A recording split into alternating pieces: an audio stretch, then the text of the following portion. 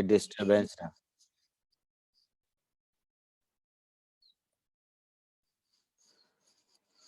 معزز ناظرین، یہ ہم یونیورسٹی کے اساتذہ اور ہمارے ریسرچ اسکالرس کے لیے خوشی کا سبب ہے کہ غالب انسٹیٹیوٹ میں گزشتہ کئی برسوں سے ریسرچ اسکالر کا بین الاقوامی سطح کا سیمینار منعقد ہوتا ہے۔ سیمینار بہت سے ہوتے رہتے ہیں پوری دنیا میں، اردو کے بھی اور دوسرے مضامین کے بھی، لیکن بہت کم ایسا ہوتا ہے کہ طالب علموں کو موقع ملتا ہے۔ عموماً طالب علم سامعین میں شامل رہتے ہیں، لیکن جس طرح کے یونیورسٹی ایک تربیت گاہ ہے، کچھ اداروں کو بھی اس طرح سامنے آنا چاہیے کہ جو طالب علموں کی، ریسرچ اسکالر کی تربیت میں اہم کردار ادا کریں۔ غالب انسٹیٹیوٹ کو میں سمجھتا ہوں کہ یہ اولیت حاصل ہے کہ وہ ہر سال، بلکہ سال میں ایک دو بار، طالب علموں کو موقع دیتی ہے کہ وہ اسٹیج پر آئیں، اپنے مقالات پیش کریں۔ اس کے بہت سے فائدے ہیں۔ میں جب یونیورسٹی میں صدر شعبہ تھا تو میں نے یہ طریقہ اختیار کیا تھا کہ ہر مہینے میں تقریباً ایک یا دو بار جو اپنی یونیورسٹی کے ریسرچ اسکالر تھے ان کا سیمینار کیا کرتا تھا۔ پھر میں نے یہ بھی کیا کہ تینوں یونیورسٹیوں کے، دہلی میں موجود تینوں یونیورسٹیوں کے اور قریب میں علی گڑھ یا میرٹھ وغیرہ کے طلباء کو، ریسرچ اسکالرس کو بلا کر سیمینار کیے۔ اس طرح ایک طالب علموں میں، ریسرچ اسکالرس میں ایک اعتماد یا کانفیڈینس پیدا ہوتا ہے۔ جس طالب علم کو آگے چل کر اپنی زندگی میں ادب کو شامل کرنا ہے، اسے ادب کا حصہ بننا ہے، اس کے اندر بولنے کی، لکھنے کی صلاحیت پیدا ہونی چاہیے، خود اعتمادی پیدا ہونا چاہیے، تاکہ وہ کسی منزل پر، کسی مرحلے میں ناکام نہ ہو۔ یونیورسٹی، کالج میں طالب علموں کی تربیت ہوتی ہے،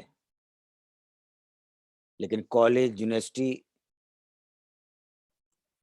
ایک طرح سے ریسرچ اسکالر کا دوسرا گھر ہوتا ہے، اور گھر میں بات چیت کرنے میں اتنی دقت یا پریشانی یا جھجک نہیں ہوتی جو گھر سے باہر نکل کر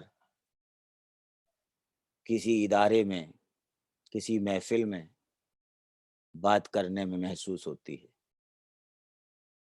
تو ضرورت اس بات کی ہے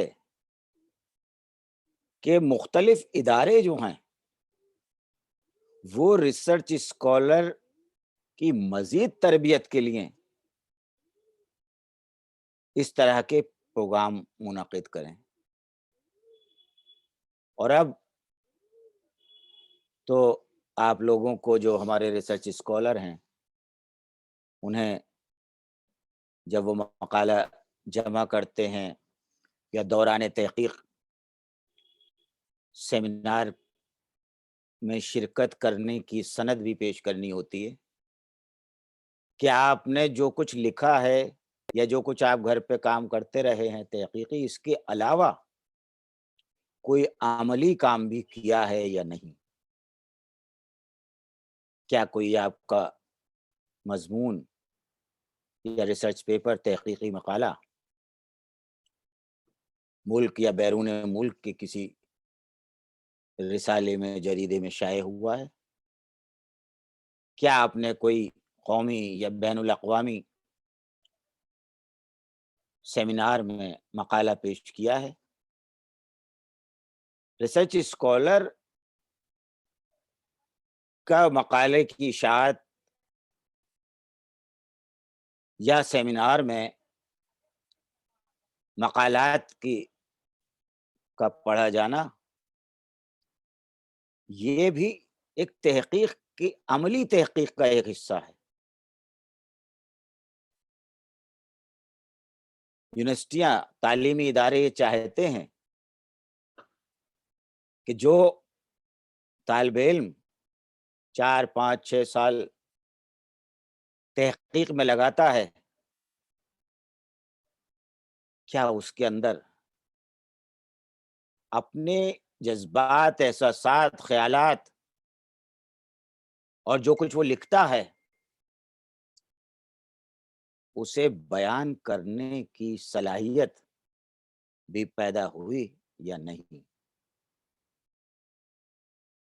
یہ سیمینار جو کئی برسوں سے غالب انسٹیٹیوٹ میں منعقد ہو رہا ہے، اس بات کا ثبوت ہے کہ یہاں اس ادارے میں پڑھے جانے والے مقالات کی تشہیر عالمی سطح پر ہوتی ہے۔ مختلف یونیورسٹیوں کے، ہندوستان اور ہندوستان سے باہر کی یونیورسٹیوں کے ریسرچ اسکالر انتظار کرتے ہیں کہ کب غالب انسٹیٹیوٹ کا سیمینار منعقد ہو اور ہمیں اس میں شرکت کرنے کا موقع ملے۔ ہمارے عزیز اور غالب انسٹیٹیوٹ کے ڈائریکٹر ڈاکٹر ادریس احمد مبارکباد کے مستحق ہیں کہ ان حالات میں، جب کہ پوری دنیا نظر بند ہے، گھروں سے نکلنا مشکل ہو رہا ہے، جب سے انہوں نے یہ عہدہ سنبھالا ہے، غالب انسٹیٹیوٹ کی سرگرمیوں میں کافی تیزی آئی ہے۔ انہوں نے مختلف لوگوں کے لیکچرز کرائے ہیں، ویبینار کرائے ہیں۔ یہ مجبوری ہے کہ ہم سیمینار نہیں کرا سکتے، اس کی پابندیاں ہیں، لیکن اس کے باوجود میں دیکھ رہا ہوں کہ گزشتہ جب سے انہوں نے یہ ذمہ داری سنبھالی ہے، وہ غالب انسٹیٹیوٹ کی سرگرمیوں میں اضافہ کر رہے ہیں۔ بہت سے ادارے ایسے ہیں جو اس گزشتہ 2 سال سے یا پونے 2 سال سے بالکل خاموش ہیں، کوئی پروگرام نہیں ہو رہا۔ اکیڈمیوں میں سناٹا ہے، بالکل کوئی سرگرمی نہیں ہو رہی، لیکن غالب انسٹیٹیوٹ اس نظر بندی کی حالت میں بھی زندگی کا ثبوت دے رہا ہے۔ میں ڈاکٹر ادریس احمد اور ان کے رفقا کو مبارکباد پیش کرتا ہوں۔ خدا کرے کہ ادریس صاحب اور ان کے تمام انسٹیٹیوٹ کے ساتھی اس ادارے کو مزید ترقی سے ہمکنار کریں۔ معزز ناظرین، آج کا یہ سیشن، ریسرچ اسکالر کا سیشن، اس میں 5 مقالات پیش کیے جائیں گے۔ اس میں ایران سے محترمہ مریم معطری ہیں، دہلی یونیورسٹی سے شہلا پروین، علی گڑھ مسلم یونیورسٹی سے سید نور عالم، پنجابی یونیورسٹی پٹیالہ سے شبیر احمد لون، اور جموں یونیورسٹی سے جاوید احمد شاہ۔ اس سیمینار کی، ریسرچ اسکالر کے سیمینار کی ایک انفرادیت یہ بھی ہے کہ جو طلباء اس میں شرکت کرتے ہیں وہ انہیں آزادی ہے کہ وہ اپنے ریسرچ سے متعلق یا کسی اور موضوع پر مقالہ پڑھ سکتے ہیں۔ عموماً جو سیمینار ہوتے ہیں ان میں 1 دن کا یا 2 دن کا جو بھی سیمینار ہو، اس میں موضوع کی پابندی ہوتی ہے، اور کبھی کبھی یوں بھی ہوتا ہے کہ مختلف مقالہ نگاروں کے موضوعات میں تکرار بھی پیدا ہوتی ہے، لیکن یہاں مختلف موضوعات پر مقالات پیش کر کے ایک مطالعے، مشاہدے، اور کہنا چاہیے کہ ہماری سماعتوں میں رنگ برنگی متنوع چیزیں سننے کو ملتی ہیں، دیکھنے کو ملتی ہیں۔ موضوعات کا اتنا پھیلاؤ ہوتا ہے، جیسے ایک ریسرچ اسکالر کا سیمینار میں کہوں کہ ایک گلدستہ ہے جس میں مختلف رنگ اور اقسام کے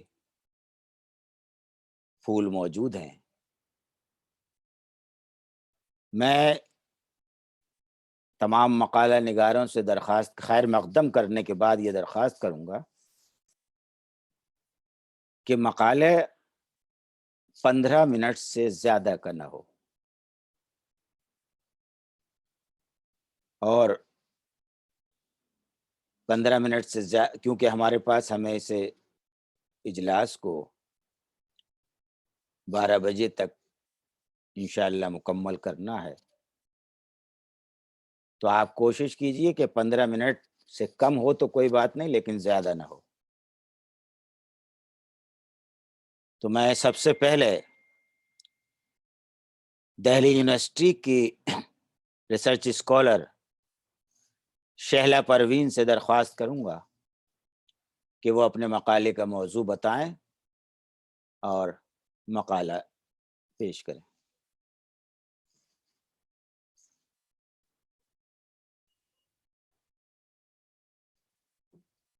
محترمہ شہلا پروین۔ السلام علیکم۔ وعلیکم السلام۔ آپ کی ویڈیو نہیں نظر آ رہی۔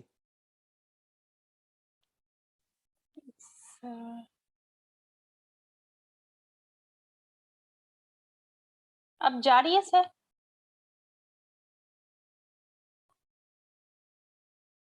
اب جاری ہے؟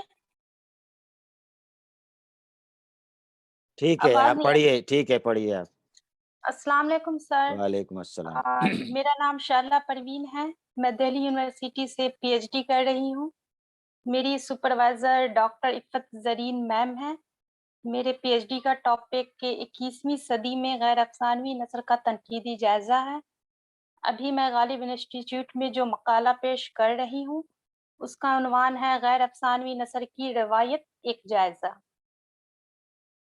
اردو شاعری کے مقابلے نثر کا سفر یوں بھی دیر سے شروع ہوا اور 18ویں صدی کے اواخر تک مٹھی بھر داستانوں اور صوفیاء کرام کے چند رسائل کے علاوہ کوئی خاص علمی سرمایہ ہمیں دستیاب نہیں ہوتا، جبکہ دکن سے لے کر شمالی ہندوستان تک شعر و شاعری کی جلوہ سامانیاں عام ہیں، اور محمد قلی قطب شاہ، ملا وجہی، نصرتی، ولی دکنی کے ساتھ شمالی ہندوستان میں سودا، درد اور میر نذیر اکبر آبادی اور میر حسن جیسے عظیم شعراء کی بدولت ہماری شاعری عہد زریں میں داخل ہو چکی ہے۔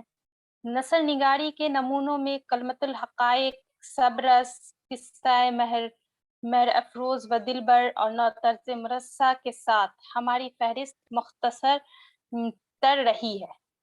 اس میں بھی خاص طور سے ملا وجہی اور عطا حسین خان تحسین ہی نثر نگار کی حیثیت سے امتیازات واضح کرنے میں کامیاب ہوتے ہیں۔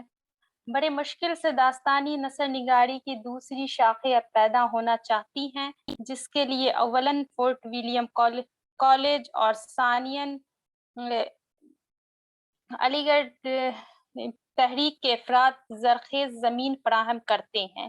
یہ کہنے کی ضرورت نہیں کہ اس کے بعد ہماری نثر، بالخصوص غیر افسانوی نثر، اپنی بوقلمونی اور رنگا رنگی کے ساتھ بلندی حاصل کرنے میں کامیاب ہوتی۔ اردو کے غیر افسانوی ادب کی جڑوں کو تلاش کرے تو یہ بات سمجھ میں آتی ہے کہ اس کے لیے داستان گویوں نے ہی نرم مٹی فراہم کی ہوگی۔ سبرس تو بلا شبہ ادبی نثر کا پہلا نمونہ ہے اور بنیادی طور پر اس کی حیثیت ترجمے کی ہے، لیکن داستان گویوں کو ضمنی حکایات یا تبلیغی گفتگو کا شوق بے پایہ ہوتا تھا۔ سبرس میں ایسی نثری نوشتہ جات بھرے پڑے ہیں جنہیں اگر کتاب سے الگ کر کے ملاحظہ کیا جائے تو اس بات کے تسلیم کیے جانے کی گنجائش پیدا ہوتی ہے کہ اردو کے غیر افسانوی نثر کے ابتدائی رنگ یہیں قائم ہوئے ہوں گے۔ جاوید وششٹ نے اپنے مطالعے میں ملا وجہی کو اردو انشائیے کا باوا آدم، جن تحریروں کی بنیاد پر قرار دیا ہے، وہ واقعتاً غیر افسانوی نثر کے مختصر نمونے ہیں۔ ملا وجہی کی داستان میں غیر افسانوی نثر کی شمولیت سے اس بات کا اندازہ بھی لگایا جا سکتا ہے کہ فکشن اور نان فکشن بھلے دو دنیاؤں کی سیر بتائے جاتے ہوں، لیکن عظیم مصنفین کے ہاتھوں میں یہ کچھ ایسا سلوک کرتے ہیں جیسے دونوں کی بنیادیں ایک ہی ہوں۔ سبرس کے متعدد صفحات پڑھتے ہوئے ہمیں داستانوں کے زیر سایہ ایک غیر افسانوی نثر، بالخصوص علمی نثر، پنپتی ہوئی دکھائی دیتی ہے۔ آزادی کے بعد غیر افسانوی نثر ترقی و تبدیلی اور تجربے تقریباً 50 برسوں پر محیط ہیں۔ ترقی پسندی، جدیدیت اور مابعد جدیدیت کے زیر اثر غیر افسانوی نثر میں بڑی تیزی سے تبدیلیاں آئیں اور بذخیر میں تخلیقی سرگرمیوں کا ایک سیلاب سا آ گیا۔ تحقیق، تنقید، سوانح، خودنوشت، انشائیے اور خاکے ان 50 برسوں میں کثیر تعداد میں لکھے گئے ہیں۔ ان کے علاوہ سفر نامے، رپورتاج، ترجمے اور مکتوب نگاری نے بھی بڑی حد تک ترقی کی ہے۔ غیر افسانوی نثر کی بہت سی قسمیں ہیں: خطوط، سوانح، مضمون نگاری، انشائیہ نگاری، خاکہ نگاری، سفر نامے، رپورتاج وغیرہ۔ خطوط کئی طرح کے ہوتے ہیں۔ ایسے بھی خط ہیں جن میں سماجی یا ادبی باتیں لکھی جاتی ہیں، یا جن میں عام دلچسپی کی باتیں تحریر نہیں کی جاتی مگر کسی کی زندگی کے بارے میں کچھ اہم معلومات ضرور ہوتی ہیں۔ کسی شخص کے سبھی خطوط جمع کر لیے جائیں تو خود بخود اس کی آپ بیتی مرتب ہو جائے گی، جس میں اس کے متعلق کم و بیش ساری معلومات ہوں گی۔ دنیا کی اہم شخصیتوں کے ذاتی خطوط کی اہمیت اسی وجہ سے ہے کہ اس میں ان کے بارے میں یا ان کے زمانے کے بارے میں بہت سی قیمتی معلومات حاصل ہو جاتی ہے۔ خطوط کے ذریعے کسی ملک یا زمانے کی تاریخ مرتب کرنے والے کو بڑی قیمتی معلومات حاصل ہو جاتی ہیں۔ اس سلسلے میں غالب کا نام لیا جا سکتا ہے۔ غالب بڑے شاعر تو تھے ہی، بڑے نثر نگار بھی تھے۔ ان کے اردو نثر کے خوبصورت نمونے ان کے خطوط میں دیکھنے کو ملتا ہے۔ ان کے خطوط میں ان کی زندگی، ان کی شخصیت، ان کے دوستوں اور عزیزوں اور ان کے زمانے کے حالات کے بارے میں معلومات ملتی ہے۔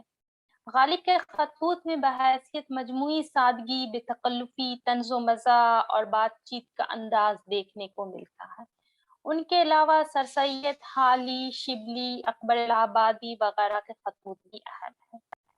انشائیہ نثری اظہار کی ایک ایسی صنف ہے جس میں حقیقت کا اظہار، شخصی رد عمل، عدم تکمیل، رمزیت و اشاریت، اختصار، دعوت، فکر غیر منطقی، ربط، زبان و بیان میں بانکپن اور مرکزی بات سے کچھ ضمنی باتوں کا ذکر جیسے خصوصیات پائی جاتی ہیں۔ یہ صنف مغرب سے مستعار ہے اور جدید نثر کی ایک اہم صنف ہے۔ سر سید احمد خان اور ان کے ہم عصروں کے یہاں اردو انشائیے کے اولین نقوش ملتے ہیں۔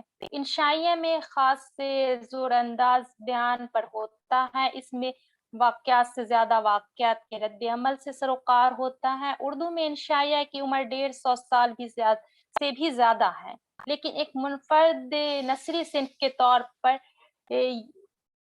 یہی کام فنی محاسن کے ساتھ 20ویں صدی کے شروع کی دہائیوں میں بھی ابھر سامنے آتی ہے۔ قطز بخاری، مجتبیٰ حسین، رشید احمد صدیقی، سجاد انصاری، وزیر آغا مشتاق یوسفی، داؤد رہبر وغیرہ نے انشائیہ تحریر کیے اور ان کے فروغ میں اہم کردار ادا کیا ہے۔ ابھی حال ہی میں میرے استاد پروفیسر ابن کمل کی انشائیہ کا مجموعہ بساط نشاط دل شائع ہوا ہے، جسے قارئین نے بے حد پسند کیا ہے۔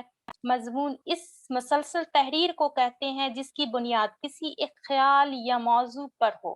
مضمون کی فضا رسمی ہوتی ہے، اس میں موضوع پر سنجیدگی سے بحث ہوتی ہے اور صراحت اور وضاحت کی بنیاد دلائل پر ہوتی ہے۔ مضمون یہ مقالے میں بات کو عالمانہ انداز سے کہنے اور معلومات فراہم کرنے پر خاص زور ہوتا ہے۔ اس میں زیادہ تر علم و حکمت کی باتیں ہوتی ہیں۔ مضمون کی عبارت اور مرکزی خیال کے گرد گھومتی ہے۔ عبارت میں قطعیت، روانی اور تسلسل ہوتا ہے۔ اس کی ابتدا اور انتہا ہوتی ہے۔ مضمون کسی ایک نظریے پہ پہنچ کر ختم ہو جاتا ہے۔ اردو میں مضمون نگاری کی ابتدا سر سید احمد خان، ماسٹر رام چندر، محمد حسین آزاد وغیرہ کی تحریروں سے ہوتی ہے۔ مضمون نگاری نے اردو نثر کو ایک نیا شعور دیا، نئی حیثیت عطا کی اور انداز بیان کے دامن کو وسیع کیا۔ ابوالکلام آزاد نے اپنی مضمون نگاری سے اردو کو نئی طرز اور اظہار و ابلاغ کے متعدد زاویے عطا کیے۔ وحید الدین سلیم، مولوی عبدالحق، حضرت موہانی، مولانا عبدالمجید آبادی وغیرہ جیسے نام ہیں جنہوں نے اعلیٰ تحریروں سے مضمون نگاری کے فن کو پروان چڑھایا۔ سوانح نگاری سوانح نگاری بھی غیر افسانوی نثر کی ایک اہم صنف ہے۔ سوانح نگاری صرف انسان کی پیدائش، خاندان، تعلیم اور وفات کا بیان نہیں ہے، بلکہ کسی فرد کے ظاہر و باطن، عادت و اطوار، اخلاق و معاشرت اور اس کی زندگی کے نشیب و فراز کی داستان ہے۔ صرف واقعات سلسلہ وار بیان کر دینا فی اعتبار سے سوانح نگاری میں کافی نہیں ہوتا، بلکہ انتخاب واقعات اور جذبات تک رسائی کرنا بھی ضروری ہے۔ سوانح نگاری کے فن میں کئی چیزیں اہم ہیں، مثلاً شخصیت کا انتخاب، شخصیت کا ارتقاء، واقعات کا انتخاب اور ان کی ترتیب، زبان و بیان وغیرہ۔ سوانح میں اپنے دور کی تاریخ، سیاسی، معاشی اور معاشرتی کشمکش کا اظہار ہوتا ہے۔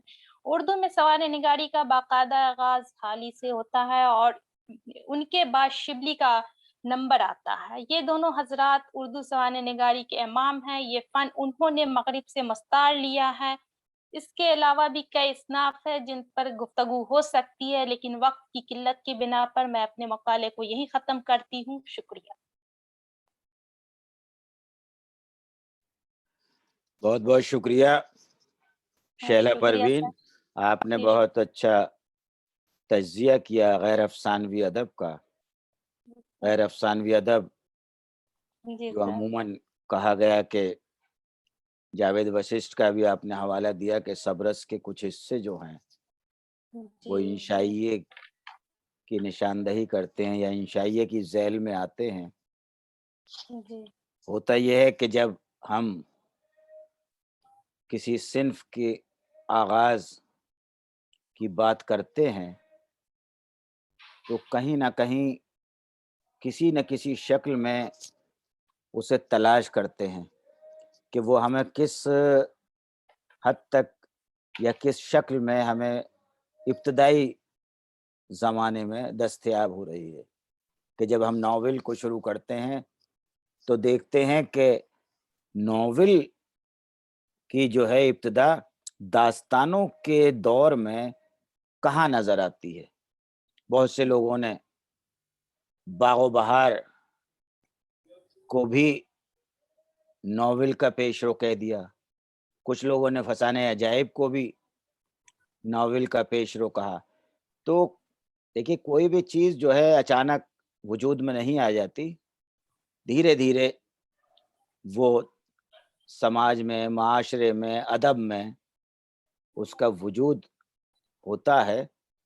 تو شائعہ ہو یا کچھ اور غیر افسانوی ادب کی جو دیگر اصناف ہیں، ان کے بارے میں اگر آپ دیکھیں تو کہیں تھوڑی تھوڑی اس کی جھلک دکھائی دیتی ہے۔ جیسے کہتے ہیں کہ آپ نے سر سید کا ذکر کیا، تو سر سید کا جو مضمون ہے گزرا ہوا زمانہ، بہت سے لوگ یہ بھی کہتے ہیں کہ اس کو پڑھ کر یا اس کے کہنا چاہیے کہ اس کی ساخت کو دیکھ کر کہ یہ اردو افسانے کی ابتدا ہے۔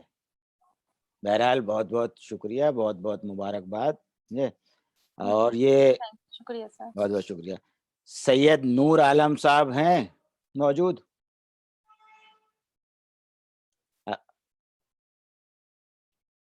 سید نور عالم صاحب مسلم یونیورسٹی علی گڑھ سے جن کا تعلق ہے، وہاں کے ریسرچ اسکالر ہیں، کیا موجود ہیں؟ جی سر، جی میں حاضر ہوں۔ السلام علیکم۔ ہاں وعلیکم السلام۔ آپ اپنی ویڈیو آن کیجئے، ویڈیو اور آپ کی آڈیو دونوں آن کیجئے۔ میری طرف سے آن ہے سر، ویڈیو ہاں بھی ٹھیک آڈیو۔ ہے، چلیے بہت اچھا ہے۔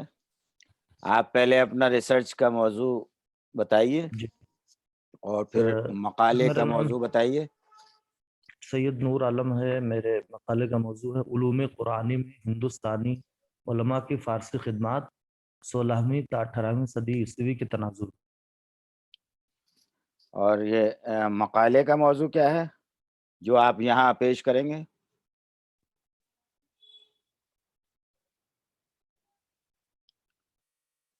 جو مقالہ آپ یہاں پیش کریں گے اس کا موضوع کیا ہے؟ آواز نہیں آ رہی ہے آپ کی۔ میری طرف سے اوکے سر۔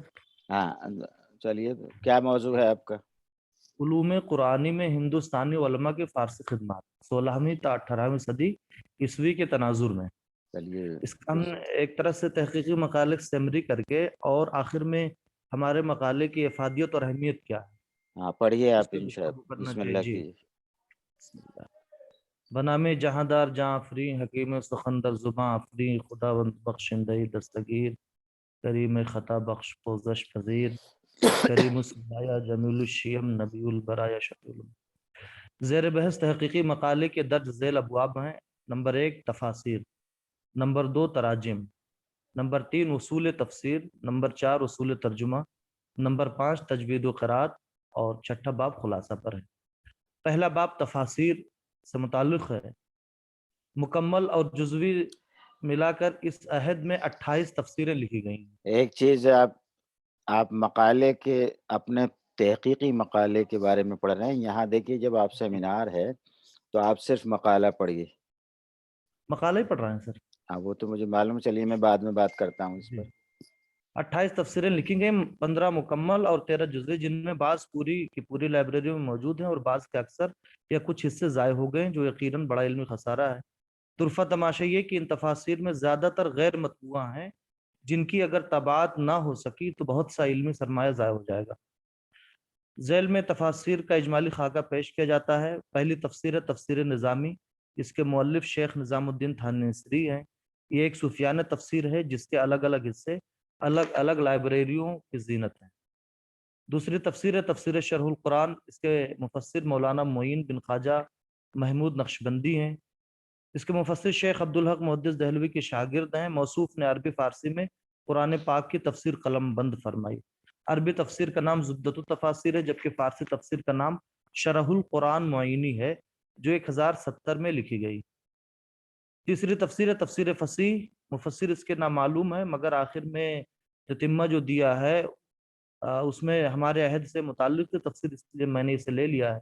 یہ 2 جلدوں میں ہے، پہلی جلد مفقود الخبر ہے اور دوسری سورہ مریم سے آخر تک 830 صفحات پر مشتمل ہے اور غیر مطبوعہ ہے۔ چوتھی تفسیر تفسیر سروانی، اس کے مفسر شیخ شروان قادری، یہ تفسیر 1078 میں بحد عالمگیر پائے تکمیل کو پہنچی۔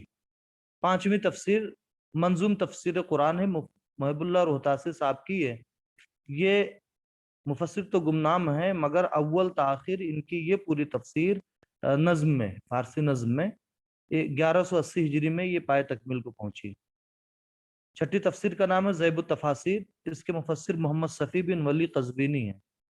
یہ تفسیر زیب النساء بیگم کی خواہش پر لکھی گئی۔ یہ 8 ضخیم جلدوں پر مفصود قرآن پاک کی مکمل تفسیر ہے، 1087 میں پائے تکمیل تک پہنچی۔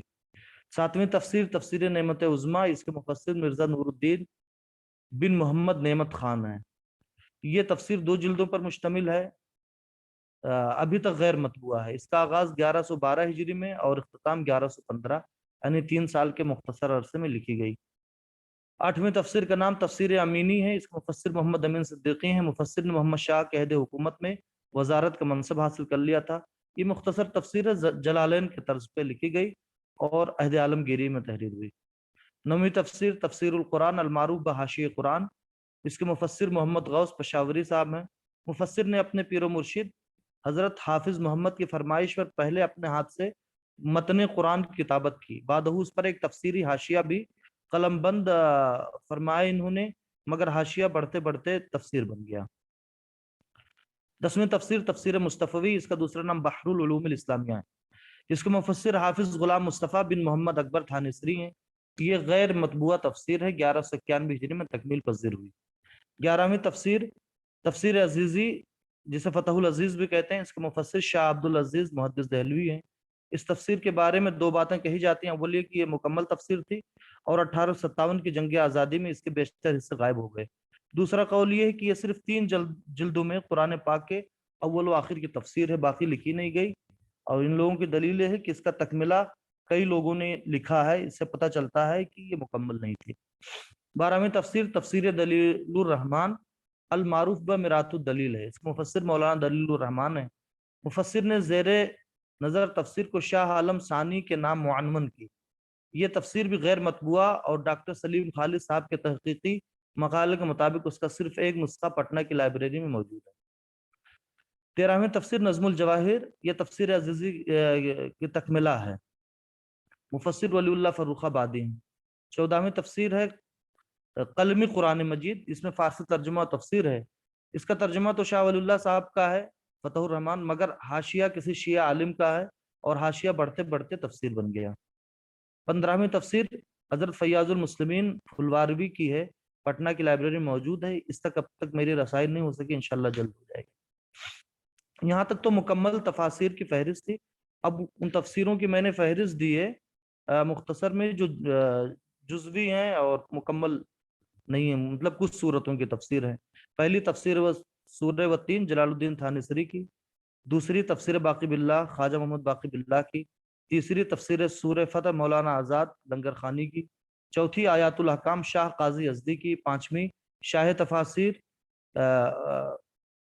شاہ بدخشی کی، چھٹی تحفۃ المومنین محمد میر کی، ساتویں تفسیر سورہ واقعہ سید سلطان بن سید خواجگی کی، آٹھویں بحر المعانی محمد خواجگی کی، نویں تفسیر سورہ مزمل قطب الدین قادری کی، اور 10ویں تفسیر سورہ یوسف علامہ مرتضیٰ جنون کی، 11ویں نور الکریمتین قمر الدین اورنگ آبادی کی، 12ویں تفسیر عادل محمد عادل کی، 13ویں تفسیر سورہ اربع صوفی غلام جیلانی کی۔ پہلا باب ہمارے موضوع کا مکمل ہے۔ دوسرا باب تراجم قرآن۔ تراجم قرآن کے باب میں صرف 2 ترجمے آتے ہیں، ایک فتح الرحمن کا ترجمہ ہے، ترجمہ فتح الرحمن شاہ ولی اللہ محدث دہلوی کا، اور دوسرا ترجمہ ہے ترجمہ سید محمد بخاری۔ میں مختصر لے کے چل رہا ہوں، مقالے میں تھوڑی سی ہم نے تفصیل کر دی۔ بس یہ کہنا چاہتا ہوں کہ ترجمے اس لیے 2 ہیں اس سے پہلے 28 جزوی اور مکمل تفاسیر میں نے شمار کرائیں اور سب میں ترجمہ ہے، تو ہر تفسیر کو اپنی جگہ پہ ایک ترجمہ بھی کہنا چاہیے۔ تیسرا باب اصول تفسیر ہے۔ اس باب کے تحت اس پیریڈ میں، اس عہد میں صرف ایک کتاب الفوز الکبیر فی اصول تفسیر تک رسائی ہوئی۔ یہ مختصر رسالہ ہے جو مبتدی اور منتہی کے لیے یکساں مفید ہے۔ زیر نظر کتاب پر میرا ایک مقالہ دبیر میں چھپ چکا ہے۔ چوتھا باب اصول ترجمہ پر ہے، یعنی اگر میں یہ بات کہوں تو بیجا نہیں ہوگا کہ اس پورے عہد میں جو مذہبی کام ہوا ہے شاہ ولی اللہ اور ان کا خاندان اس میں پیش نظر آتا ہے۔ تو چوتھا باب اصول ترجمہ پر ہے۔ اصول ترجمہ پر صرف ایک کتاب ملی اور یہ بھی شاہ ولی اللہ محدث دہلوی کی تصنیف ہے۔ اس میں مصنف نے خوب داد تحقیق دی ہے اور اس پہ تالیف نہیں بلکہ اسے ہم تصنیف کہہ سکتے ہیں، بالکل نئی نئی باتیں انہوں نے دی ہیں۔ پانچواں باب تجوید و قرات سے متعلق ہے، اور تجوید و قرات کی میں نے 12 کتابیں ہمارے عہد سے متعلق ہیں۔ پہلی کتاب معرفت القرات حافظ عبد الرحیم صاحب کی، یہ بھی اورنگزیب کے زمانے میں تالیف ہوئی۔ دوسری کتاب مفید القرات نعمت اللہ بن رحمت اللہ کی ہے، یہ کتاب 1089 میں تکمیل پذیر ہوئی۔ تیسری کتاب ترجمۃ المفید فی شرح مقدمتی تجوید، اور چوتھی کتاب کاشف الازہریہ در حل الفاظ جزریہ، اور پانچویں کتاب مقدمۃ الجزریہ یا مقدمۃ التجوید بھی اسے کہہ سکتے ہیں۔ چھٹی کتاب شرح الشاطبیہ، اس پہ میں توجہ تھوڑا مرکوز کرانا چاہتا ہوں۔ یہ شیخ محمد صدیق کاکوروی صاحب نے 60 جلدوں میں یہ تجوید کی کتاب لکھی ہے، جبکہ تجوید کی کتابیں عموماً حجم کے اعتبار سے بہت پتلی ہوتی ہیں، انہوں نے 60 جلدوں میں یہ کتاب لکھی ہے۔ ساتویں کتاب رسالہ در قواعد ضروری تجوید، نویں کتاب تحفۃ القرات اور نہایات البیان، 10ویں کتاب ہے معدن الاسرار، 8ویں رغائب الالباب، اور 12ویں کتاب تحفۃ النظریہ قاری عبد الرحمن پانی پتے کی۔ اب میرے مقالے کی اہمیت و ضرورت، میں نے ریسرچ کے لیے یہ موضوع کیوں لیا، یہ دراصل دکھانا تھا میں اس مقالے میں نے تحقیقی مقالے کے لیے زیر بحث موضوع کا انتخاب کیوں کیا، اس کی اہمیت و افادیت کیا، اس کے چند اسباب و عوامل ہیں جو نیچے درج کیے جاتے۔ پہلا سبب تو یہ ہے کہ فارسی ایک علمی زبان ہے جس کے اندر نہ صرف یہ صلاحیت ہے کہ وہ زمانے بھر کے علوم و فنون کو اپنے دامن میں سمیٹ لے، بلکہ اس نے ایسا کر کے دکھایا بھی ہے۔ چنانچہ شاعری کے علاوہ بھی اس میں مذہبی علوم، سائنسی علوم اور سماجی علوم وغیرہ موضوعات پر کثیر مقدار میں علمی ذخائر آج بھی ہماری لائبریریوں کی زینت ہے۔ لہٰذا ہونا تو یہ چاہیے کہ فارسی داں طبقہ دیگر علوم و فنون سے بھی اہل دنیا کو متعارف کراتا، مگر ایسا نہ ہو سکا اور نہ ہی ایسا ہوتا دکھائی دے رہا ہے۔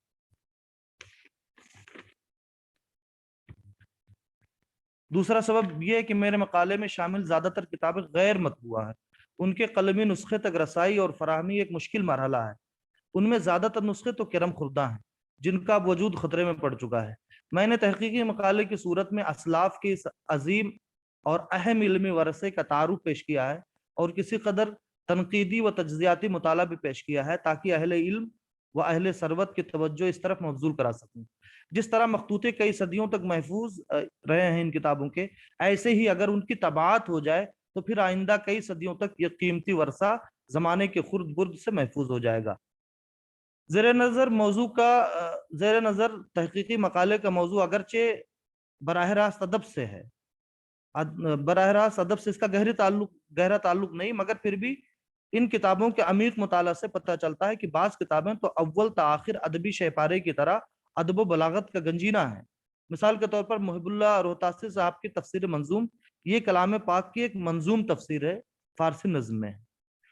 یہ ایک چھوٹی سی مثال تھی، ورنہ تو جو کتابیں نظم میں نہیں ہیں بلکہ نثر میں ہیں ان میں بھی جا بجا موقع و محل کی مناسبت سے فارسی کے چوٹی کے شاعروں کے اشعار کا استعمال کثرت سے کیا گیا ہے۔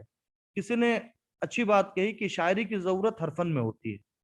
اصول ترجمہ کے باب میں المقدمہ فی قوانین ترجمہ اس حوالے سے بھی قابل ذکر ہے کہ حضرت شاہ ولی اللہ صاحب قدس سرہ نے عربی و فارسی محاورات کے چند نمونے پیش کیے ہیں۔ شاہ صاحب کا مقصد گو کہ یہ ہے کہ وہ لفظی ترجمہ کی خرابیوں کو بتانا چاہتے ہیں مگر ضمناً محاورات کی بات بھی کرتے جاتے ہیں جو کہ بلا شبہ ایک ادبی موضوع ہے۔ تو ہمارے درسگاہوں میں اور زیادہ تر میں نے جو موضوع لینے سے پہلے ریسرچ کیا تھا تو زیادہ تر ہمارا کام علم و ادب پہ ہوا ہے۔ باقی طب ہے، سائنس ہے، اور ایسے جو مذہبی سائنس ہیں ان پہ بہت کم ریسرچ ہوا ہے۔ تو میں نے اپنے طور پر چھوٹی سی کوشش کی تھی کہ ان چیزوں کو بھی سامنے لایا جائے۔ بہت بہت شکریہ، تشکر بسیار۔ نور عالم صاحب، بہت بہت شکریہ، آپ نے اتنا اہم موضوع پر اپنے مقالے کا خاکہ پیش کیا۔ آپ کے مقالے سے کچھ سوالات پیدا ہوتے ہیں، ظاہر ہے کہ یہ موقع نہیں ہے کہ سامعین آپ سے سوال کر سکیں، لیکن میں آپ سے کچھ باتیں جاننا چاہتا ہوں۔ ظاہر ہے کہ یہ جو ہے سیمینار وغیرہ آپ ریسرچ اسکالرس کے لیے تربیت کا ذریعہ بھی ہیں۔ جی سر۔ ایک تو یہ آپ نے ایک بات کہی بھی آخر میں جب مقالہ آپ نے ختم کیا اپنا، پہلے میں آپ کو یہ بتا دوں، ابھی پہلے ایک سوال آپ یہ بتائیے، آپ کتنے دن ہو گئے آپ کو ریسرچ کرتے ہوئے؟ سر یہ 5واں سال ہے فائنل۔ 5واں سال ہے، ماشاء اللہ۔ اس 5ویں سال میں آپ سے یہ توقع کی جاتی ہے کہ آپ اپنے موضوع پر ایک الگ سے مضمون پیش کریں گے۔ جی سر۔ آپ نے جو یہاں مقالہ پیش کیا ہے، دیکھیں میں نے پہلے ہی کہہ دیا ہے کہ یہ یہاں آپ کے مستقبل کے لیے بہت سی تربیت گاہ ہے جو آپ کے آئندہ کام بھی آ سکتی ہے۔ جی سر۔ آپ نے اپنے پورے مقالے کا جو آپ کا تھیسس ہے اس کا سینوپسس بیان کر دیا، وہ سینوپسس جو پی ایچ ڈی میں داخلے کے وقت جمع کیا جاتا ہے، یا جب جمع کرتے وقت پیش لفظ کے طور پہ لکھا جاتا ہے کہ میرا یہ مقالہ جو ہے اتنے ابواب پر مشتمل ہے، پہلے باب میں یہ ہے، دوسرے باب میں یہ ہے، تیسرے باب میں یہ ہے، آخر میں خلاصہ ایک کلام پیش کیا گیا ہے۔ تو آپ ایک چیز ذہن میں رکھیں، آپ علی گڑھ یونیورسٹی کے طالب علم ہیں، کہ جب کہیں آپ سیمینار میں مقالہ پڑھنے جائیں تو اس طرح کے موضوعات سے گریز کریں، اس طرح کے مقالے سے، موضوعات نہیں، مقالے سے۔ یہ آپ کا ایسا لگتا ہے کہ جو تھیسس سبمٹ ہونے سے پہلے، جمع کرنے سے پہلے پری سبمیشن سیمینار ہوتا ہے، اس میں مقالہ آپ پیش کر رہے ہیں کہ میرا موضوع یہ ہے۔ دوسرے ایک چیز آپ نے بالکل آخر میں ایک بات کہی کہ آپ شعبہ اردو میں ہے نا؟ فارسی۔ فارسی میں، بہت اچھی جی سر۔ بات ہے۔ ہاں، تو یہ شعبہ فارسی میں ہے، جی سر۔ تو کہ ادب میں اس کی کیا اہمیت ہے؟ عموماً عام جی طور پہ ادب میں جب ریسرچ ہوتی ہے تو جی ادبی موضوعات دیے جاتے ہیں، لیکن یہ بہت اہم کام ہے، اور اس سے شاید میرا خیال ہے کہ آپ کا تعلق مدرسے سے رہا ہے، تو آپ عربی اور فارسی سے دونوں طرح سے واقف ہوں گے۔ جی سر۔ اس کا فائدہ یہ ہے، موضوع بہت اہم ہے اور بہت مشکل ہے، یس سر۔ بہت مشکل موضوع ہے، جس کے لیے میرا خیال ہے، آپ نے کہا بھی ہے، آپ کو مختلف لائبریریوں کی خاک چھاننی پڑی ہوگی۔ جی سر۔ آپ نے کہا کہ بہت سے جو آپ کو مینuscripts ملے یا مخطوطات ملے وہ کرم خوردہ بھی ہیں۔ جی سر۔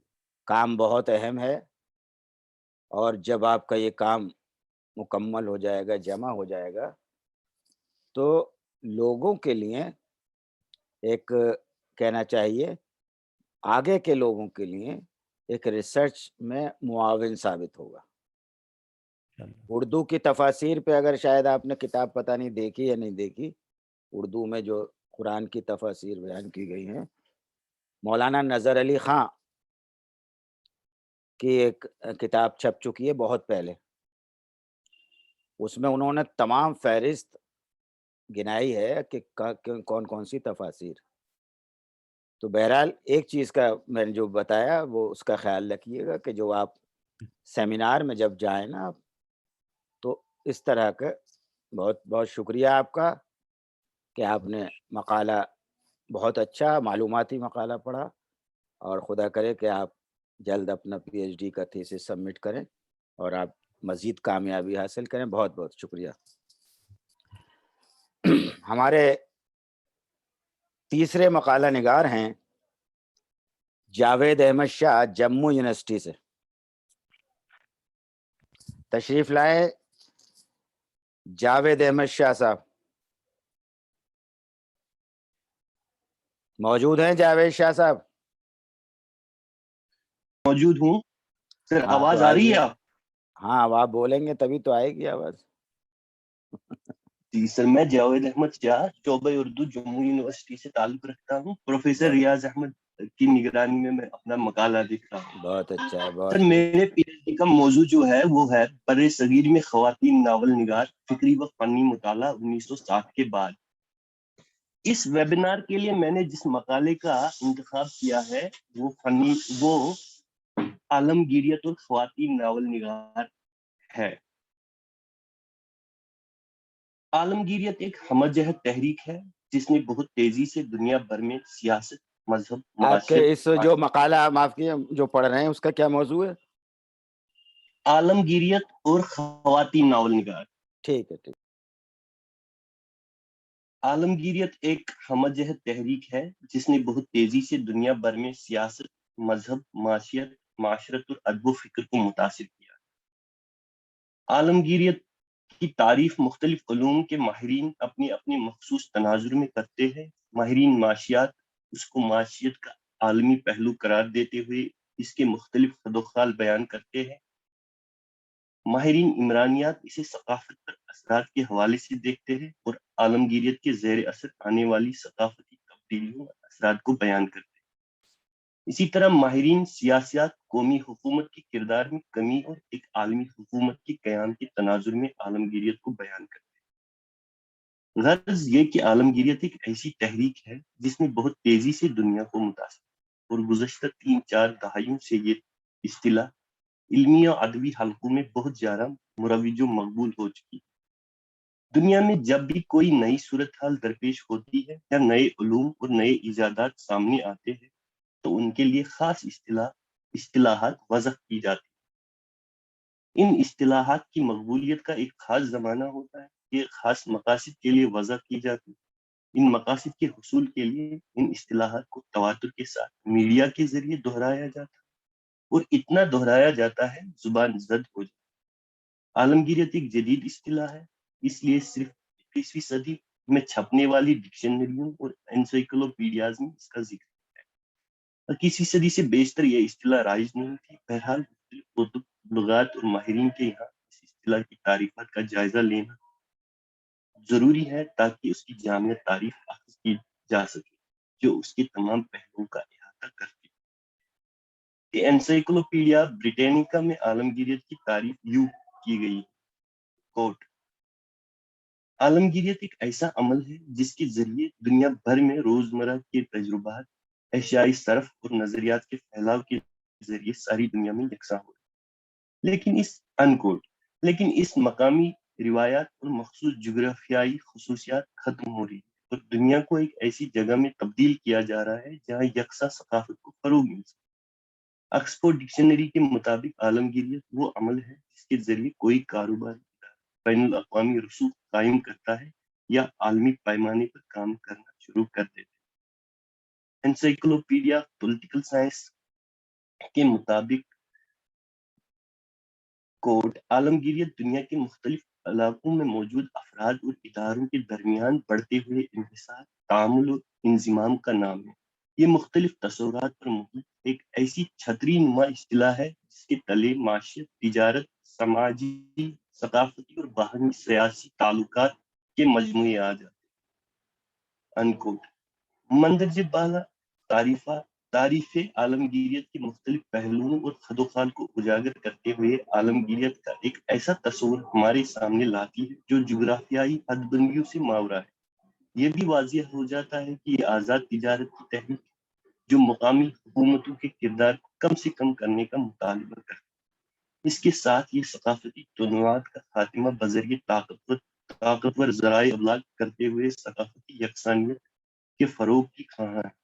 لیکن یہ تمام امور بہت پیچیدہ سوالات کو جنم دیتے ہیں۔ گلوبلائزیشن میں دوسرے ممالک کو جن کے ذریعے فتح کرنے کے بجائے ان کی معیشت پر کنٹرول حاصل کر کے اپنے مفادات کو یقینی بنانے جانے کا تصور موجود ہے۔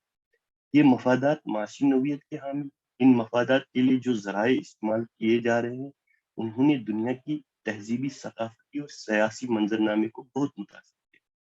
ثقافتی صنعت اور میڈیا پر امریکی اور مغربی اجارہ داری کے ذریعے مغربی تہذیب و ثقافت، اقدار و روایات کو فروغ دیا جاتا رہا ہے۔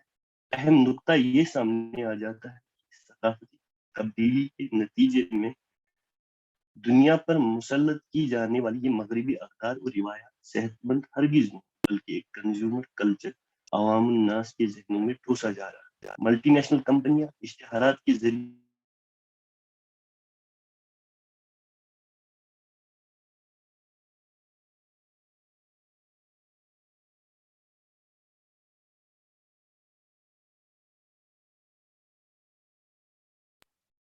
آپ کی ویڈیو پاز ہو گئی۔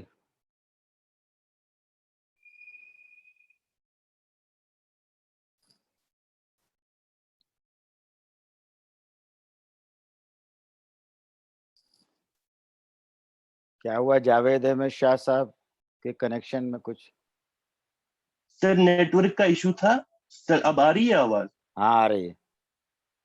عالمگیریت کے تحت آزاد منڈی کا فلسفہ افراد کو اپنی مرضی سے خریدنے کی اجازت دیتا ہے، تو دوسری طرف اربوں ڈالر صرف کر کے ذہن سازی کی جاتی ہے اور عوام کے ذہنوں کو اپنی مصنوعات خریدنے پر آمادہ کرنے کے لیے مختلف حربے استعمال کیے جاتے ہیں۔ برانڈ کا تصور ایک اہم تصور ہے جس نے لوگوں کے انداز کو تبدیل کر دیا۔ اکثر اوقات صارفین کو یہ علم نہیں ہوتا ہے کہ وہ خریدنا کیا چاہتے ہیں اور خریداری کس مقصد کے تحت۔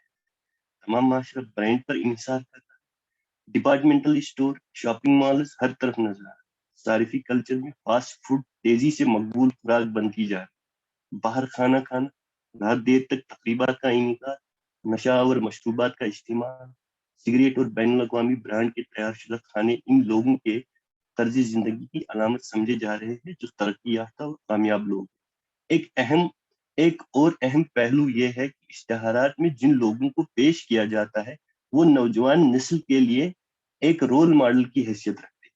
اس سارے عمل میں اخلاقی پہلو کی کوئی جگہ نہیں۔ یہ لوگ زیادہ تر فلم اور فیشن انڈسٹری سے تعلق رکھتے ہیں، لہذا ان اشیاء کو خریدنا نوجوان نسل کی بڑی خواہش بن جاتی ہے۔ عالمگیریت کے اثرات خوراک، لباس، تہذیب، طرز زندگی، تفریح کے ذرائع، سیاسی نظام، مذہب وغیرہ پر نمایاں طور پر مرتب ہو رہے ہیں۔ اردو ادب کی خواتین ناول نگاروں پر عالمگیریت کے اثرات یقیناً عصمت چغتائی کے ناول ٹیڑھی لکیر میں دیکھے جا سکتے ہیں۔ متوسط گھرانے میں بچوں کو مشن اسکولوں میں تعلیم دی جاتی ہے۔ اسی طرح بڑی آپا اپنی بیٹی کو انگریزی نظمیں یاد کرواتی ہے، اور نہ صرف یاد کرواتی ہے بلکہ آنے جانے والوں کے سامنے فخریہ طور پر اسے یہ نظمیں سنانے کو کہا جاتا ہے۔ مثال کے طور پر کوٹ، یہ کیا بات تھی کہ وہ یورپ کی اتنی بڑی مخالف ہوتے ہوئے بھی انجان طور پر اسی رنگ میں رنگتی جا رہی تھی۔ وہ میز پر چھری کانٹوں سے کھانا کھاتی، بیڈ پر سوتی اور چھوٹے چھوٹے قواعد پر بھی عمل کرتی۔ انکوٹ۔ دوسری مثال، یہ ہے اصل گانا، کوٹ، یہ ہے اصل گانا، وہ ٹیلر جوم کر کہتا ہے، ہاں جیسے پٹا ہوا کتا رو رہا ہے، وہ جل کر کہتا، تم ہندوستانی گانا سمجھنے لگو تو یہ کائی سنو ہی نہیں۔ انکوٹ۔ نفرت کا یہ تعلق دو طرفہ ہے۔ ایک طرف ٹیلر جو یوں تو ایرش نہیں ہے لیکن رنگت کے اعتبار سے حکمران طبقے کا ایک فرد ہے، وہ ہندوستانی لوگوں کو غیر مہذب سمجھتا ہے، اور یہ سوچ فکر واحد کی سوچ نہیں، یہ سوچ عالمگیریت کے ذریعے اپنے تہذیب و معاشرت کی اشاعت کرنے والوں کی مشترکہ سوچ ہے۔ لہذا وہ کہتا ہے کوٹ، تم جانتی ہو کہ تمہارا رنگ پھیکا ہے، تمہارے مرد زیادہ عقل مند ہے، وہ یورپین لڑکی سے شادی کر کے کس قدر مہذب ہو جاتے، کھانا پینا رہنا سہنا بول چال سب میں سلیقہ آ جاتا ہے انکو۔ گویا اس وقت کے انگریز حکمران اور آج عالمگیریت کے حامیوں کا یہ خیال ہے کہ چھری کاٹنے سے کھانا، انگریزی لباس پہننا اور انگریزی زبان میں گفتگو کرنا تہذیب و شائستگی کی علامت۔ لڑکیوں کا بورڈنگ میں رہنا، میک اپ لپسٹک کا استعمال، اس کے ساتھ ساتھ زلفوں کی آرائش جدید طریقے سے کرنے کا بھی ذکر ملتا ہے۔ مثال کے طور پر کوٹ، جدھر دیکھو لال پیلے گال اور مصنوعی گھنگرالے والے بال نظر آتے، بجلی کے آلے نہ ملے تو سلاخیں گرم کر کے ہی بال الجھا لیے انکو۔ پکنک اور سالگرہ کی پارٹی جیسی تفریحات بھی اسی انگریزی تمدن کی بدولت ہے جو عالمگیریت کے زیر اثر ہندوستان میں وارد۔ اگرچہ ہندوستان میں ابھی بھی وہ طبقہ موجود تھا جو ہندوستانی تہذیب و اقدار کے لیے ان جدید مغربی اقدار کو خطرہ سمجھتے تھے اور اس کو روکنے کے لیے ہمیشہ کوشاں رہتے تھے، لیکن عمومی طور پر مغربی اقدار کو محسن اور روشن خیالی کی علامت کے طور پر پیش لیا جا رہا۔ قرۃ العین حیدر کا ناول آگ کا دریا اردو ناول کی تاریخ میں منفرد حیثیت کا حامل ہے۔ اس ناول کو اردو میں جدید ناول نگاری کا نقطۂ آغاز کہا گیا۔ مصنفہ نے ہندوستان کے ہزاروں سال کی تہذیبی، تاریخی اور معاشرتی زندگی کو فنکارانہ انداز میں چند سو صفحات سمیٹ لیا۔ یہ ناول بیک وقت تاریخی بھی ہے، علامتی بھی ہے اور جمہوری بھی۔ بودھزم، صوفیزم، مارکسزم کے ذریعے ہندوستانی تہذیب اور اس کے مختلف اقدار پر روشنی ڈالی گئی۔ ناول میں وقت کو مرکزی کردار کے طور پر پیش کر کے ایک منفرد تجزیہ کیا۔ اردو ناول میں یہ اپنی نوعیت کا واحد ناول ہے جس نے اردو ناول کو ایک نئی وسعت، نئی گہرائی، نیا تاثراتی انداز بیان اور ایک نئی حیت عطا کی۔ ہندوستان میں تہذیبی ارتقاء کو قرۃ العین حیدر نے گوتم نیلیندر، کمال الدین اور چمپا کے کرداروں کے ذریعے پیش کیا۔ انہوں نے جہاں ہندوستان کی قدیم تہذیبی زندگی کو پیش کیا، وہی آزادی کے بعد تہذیبی انحطاط اور دیوالیہ پن کی عکاسی بھی کی، اور اس تہذیبی تبدیلی میں سوچ کے انداز اور زندگی بسر کرنے کے ڈھنگ کو بدلا۔ جو معاشرہ ہجرت کے بعد وجود میں آیا، اس کی اقدار قدیم وزادار تہذیب کی اقدار سے بالکل مختلف۔ دولت سب سے بڑی قدر بن گئی۔ مثال کے طور پر ناول سے لیا گیا یہ کوٹ، یہاں نئے دولت مند طبقے کی حکومت ہے، ان کا نیا سماج، نئے اصول۔ کراچی بے حد ماڈرن شہر، یہاں روز رات کو اعلیٰ درجے کے ہوٹلوں اور کلبوں میں ایک جگمگاتی کائنات آباد ہو۔ ماہرین عمرانیات کے لیے یہ انتہائی دلچسپی کا باعث ہونا چاہیے پچھلے 9 سالوں میں کس طرح ایک نئے معاشرے نے اس ملک میں جنم لیا ہے۔ اس معاشرے کی بنیاد روپیہ ہے اور روپیہ بنا دولت حاصل کرو۔ آج بہتی گنگا میں ڈبکیاں لگا لو، کل چاہے گنگا خشک ہو جائے یا رخ بدل لے انکوٹ۔ قرۃ العین حیدر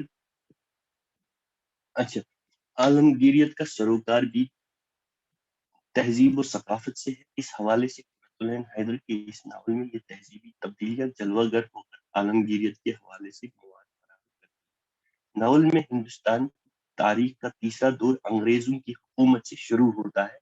ایسٹ انڈیا کمپنی تجارت کی غرض سے ہندوستان آتی ہے اور پھر ہندوستانیوں کی قسمت کی مالک بن جاتی ہے۔ یہاں وہ ایک غریب پادری کے بیٹے سر ایلچلیک کو، جو کیمبرج کا گریجویٹ اور کمپنی کا ملازم ہے، انگریزوں کے نمائندے کے طور پر پیش کرتے ہیں، جو ہندوستان پہنچ کر ایک اینگلو انڈین عورت کو شادی کا جھانسا دے کر اپنا مطلب پورا کرتا ہے۔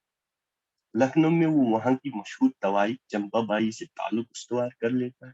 کلکتہ میں ملازمت کے دوران وہ شیلا نامی ایک لڑکی کو اپنی کوٹھی میں رکھتا ہے۔ بنیادی طور پر وہ بد کردار اور حریص انسان ہے جو دنیا سے لینا سب کچھ چاہتا ہے، دینا کچھ نہیں۔ یہی رویہ انگریزوں کا ہندوستان اور ہندوستانیوں کے ساتھ، اس میں ہر قسم کا استحصال شامل تھا۔ اس رویے کے خلاف عوام میں بے چینی پھیلی۔ ناول میں جنگ کی ہولناکیوں اور اسے موت کے دوسرے روپ کی صورت میں گوتم کو جنگ اور اس کے نتیجے میں بے گناہ انسانوں کی موت اور زندگیوں کی تباہی اور اذیت کی زندگی بسر کرنے والوں کو دیکھ کر دکھ کا احساس ہوتا ہے۔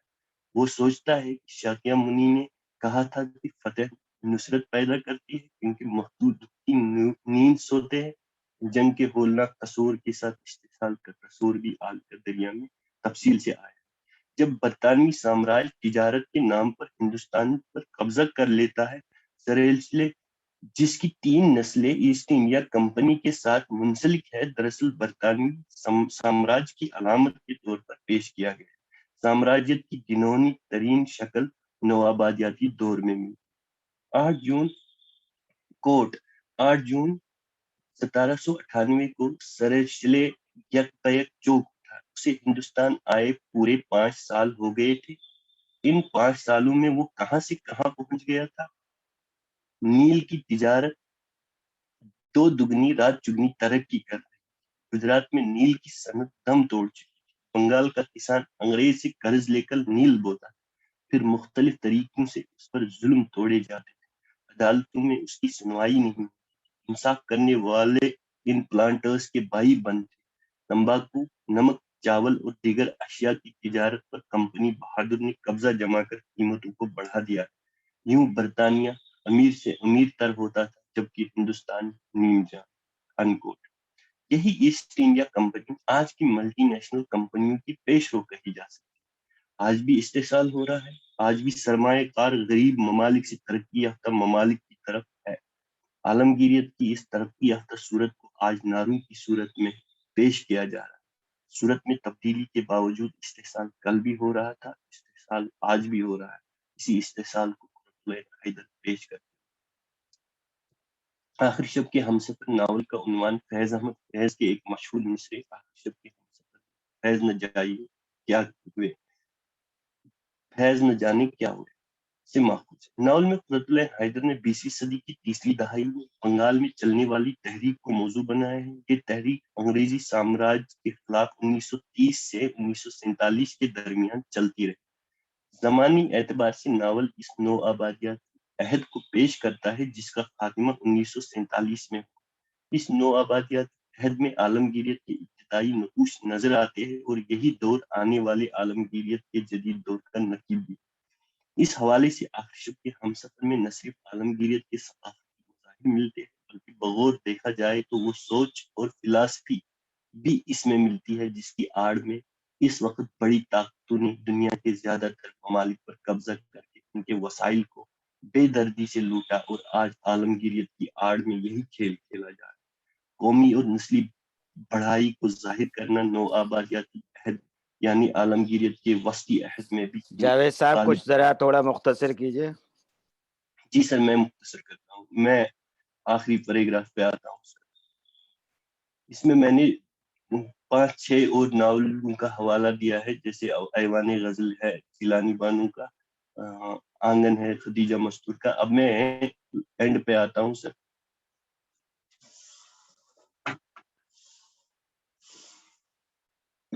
سر راجہ گیت کا تھوڑا بہت مختصراً ذکر کر کے میں سیدھا اختتام پر آ جاتا ہوں۔ 454 صفحات پر مشتمل بانو قدسیہ کا ناول راجہ گیت 1981 میں پہلی بار شائع ہوا۔ راجہ گیت کا مرکزی کردار قیوم ہے۔ اس کے علاوہ سمیشا آفتاب، عابدہ انتل اور پروفیسر سہیل کے کردار بہت۔ سمیشا گلبرگی معاشرے کی پیداوار تھی، اس کا الٹرا ماڈرن مزاج اس کی حیثیت سے۔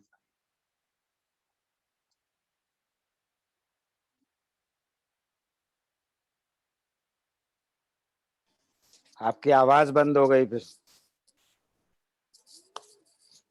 سر یہ آواز آ رہی ہے سر؟ ہاں اب آ رہی ہے۔ الغرض آج عالمگیریت کے ذریعے بڑی بڑی طاقتیں اور ان کی کمپنی اقوام کے وسائل کو اپنی زیر تصرف لانے کے لیے اپنی برتری، اپنی کلچر کی برتری کا نقش راست کر کے دیگر ثقافتوں کے حوالے سے احساسی کمتری پیدا کر رہی ہے۔ یہ ثقافتی رنگا رنگی آج بھی عالمگیریت کے علاج کے لیے قابل قبول نہیں۔ آج بھی انگریزی زبان کو دنیا بھر میں رائج کرنے کے لیے دوسری زبانوں کی بقا کو خطرے میں ڈالا جا رہا ہے۔ عالمگیریت کی شدید لہر کے ساتھ فوجی کشی نہیں کی جاتی، بلکہ اب بڑی بڑی کمپنیاں اشتہار بازی کی صنعت ہے جس کے ذریعے کمپنیاں اپنی مصنوعات فروخت کرتی ہے۔ اب ٹی وی اور انٹرنیٹ ان کا سپاہ کا کام کر رہے ہیں۔ اب بھاری بھرکم فوج رکھنے کی ضرورت بہت کم رہ گئی ہے۔ اب سینکڑوں ہزاروں میل دور بیٹھ کر کسی بھی ملک کی اکانومی، خصوصاً کمزور ممالک کی معیشت کو کنٹرول کر کے ان کے وسائل کا رخ اپنی جانب موڑ کر اقوام کو پلا کیا جا رہا ہے. شکریہ سر. بہت بہت شکریہ جاوید احمد شاہ صاحب. بہت اچھا، جامع اور اہم موضوع پر آپ نے اپنا مقالہ پیش کیا. واقعی یہ جو موضوع ہے وہ عام موضوعات سے ہٹ کر بالکل منفرد موضوع ہے، اور جتنی محنت اور لگن اور آپ نے تحقیق سے اپنا مقالہ لکھا ہے، آپ قابل مبارکباد ہیں.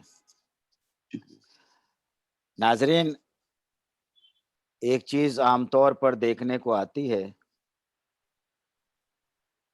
کہ جو ہمارے جموں کشمیر کے لوگ ہیں، اساتذہ ہوں یا طالب علم، وہ تلفظ میں کچھ ان کے تبدیلی ہو جاتی ہے، وہ علاقائیت بھی ہوتی ہے. جیسے کچھ تلفظ کی جو ہماری طالبہ شیلا پروین نے مقالہ پیش کیا تھا، اس میں بھی کچھ تلفظ کی غلطیاں تھیں. لیکن مجھے خوشی ہے کہ جاوید احمد شاہ نے جو مقالہ پیش کیا ہے،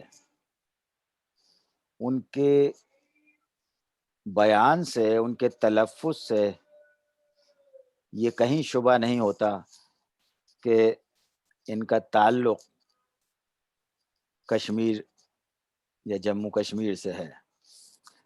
یہ بہت ضروری ہے.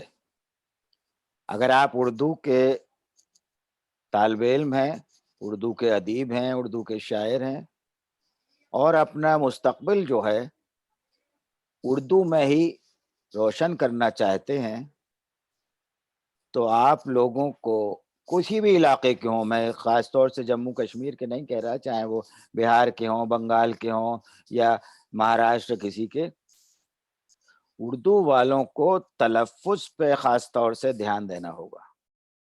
آپ کا بھی طالب علمی کا زمانہ ہے، آپ کوشش کر سکتے ہیں، اور ایسا نہیں ہے کہ آپ اگر اس پہ کنٹرول کریں گے یا کوشش کریں گے تو آپ صحیح تلفظ کی ادائیگی نہیں کر سکتے. کیونکہ جب آپ آگے جا کر کہیں استاد ہوں گے اور اردو پڑھاتے ہیں اور کسی لفظ کا تلفظ غلط ادا کریں گے تو طالب علم بھی وہی کہے گا، اور آپ طالب علم سے کہہ ہی نہیں سکتے کہ تم صحیح تلفظ ادا کرو. اس لیے ضروری ہے کہ آپ تلفظ پر دھیان دیں.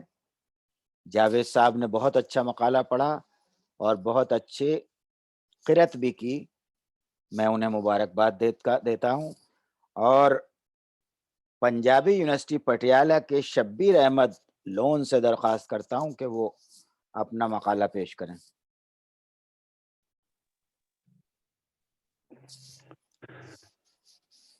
صدر مجلس اور دیگر اراکین مجلس کی خدمت میں پیار بھرا سلام. السلام علیکم ورحمۃ اللہ وبرکاتہ. میرا نام شبیر احمد لون ہے اور میں پنجابی یونیورسٹی پٹیالہ کے شعبہ فارسی، اردو اور عربی کا ریسرچ اسکالر ہوں، اور ڈاکٹر رحمان اختر کی نگرانی میں پی ایچ ڈی کر رہا ہوں. میرے پی ایچ ڈی تحقیقی مقالے کا عنوان ہے قرۃ العین حیدر بحیثیت خاکہ نگار ایک جائزہ. چونکہ اس ویبینار کا مطالبہ یہی تھا کہ ہم اپنی پی ایچ ڈی مقالے کی معنویت اور اہمیت کے حوالے سے بات کریں، لہذا اس بات کو مد نظر رکھتے ہوئے میں اپنے پی ایچ ڈی مقالے کی معنویت اور اہمیت کے حوالے سے چند باتیں اس مختصر سی مدت میں آپ کے سامنے رکھنے کی کوشش کروں گا. لیکن اس سے پہلے غالب انسٹیٹیوٹ نئی دہلی اور اس کے اراکین مجلس عاملہ کا شکریہ ادا کرنا چاہوں گا، جنہوں نے عالمی وبائی بیماری کووڈ-19 کے دوران آن لائن تقاریب کا سلسلہ جاری رکھا اور اس सिलसिले की एक कड़ी के तहत आज के इस सहरोज़ा ऑनलाइन रिसर्च स्कॉलर्स वेबिनार में मुझे मकाला पेश करने की इजाज़त दी। वक्त की कमी के सबब बराह रास्त मौजू की जानिब रुख करते हैं। हम इस बात से बखूबी वाकिफ़ हैं कि उर्दू ज़बान व अदब की तरक्की और तरोीज में मुख्तलिफ इदारों, अंजुमनों, तहरीकात, रुझानात और अदीबों का खासा अहम किरदार रहा है। जिन अदीबों ने अपने खून जिगर से उर्दू की सरजमीन को शादाब किया और जो अपने कमाल फन की वजह से आसमान शेर व अदब पर मिसले सितारा चमक रहे हैं, उनमें एक दरख्शिंदा सितारे का नाम कुर्रतुल ऐन हैदर है, जिन्हें उर्फ आम में ऐनी आपा कहते हैं, और जो अपने जिन्हें उर्फ आम में ऐनी आपा कहते हैं, अपनी बेपनाह सलाहियतों से न सिर्फ उर्दू अदब बल्कि दुनियाए अदब पर दायमी नक्श छोड़ने वाली इस कलमकारा ने अफसानवी और गैर अफसानवी नस्र से सबका दिल जीता है। अफसानवी नस्र में तो इनका नाम चोटी के कलमकारों में शामिल है ही, गैर अफसानवी नस्र में भी इनका मकाम व मर्तबा कुछ कम नहीं है। इस मैदान में आपने मज़ामीन, तराजुम, रपुताज, खाके, सफ़रनामा और खतूत वगैरह लिखे हैं। कुर्रतुल ऐन हैदर की अदबी खिदमात का दायरा इतना वसी है कि हर गोशा अलग से तहकीक चाहता है।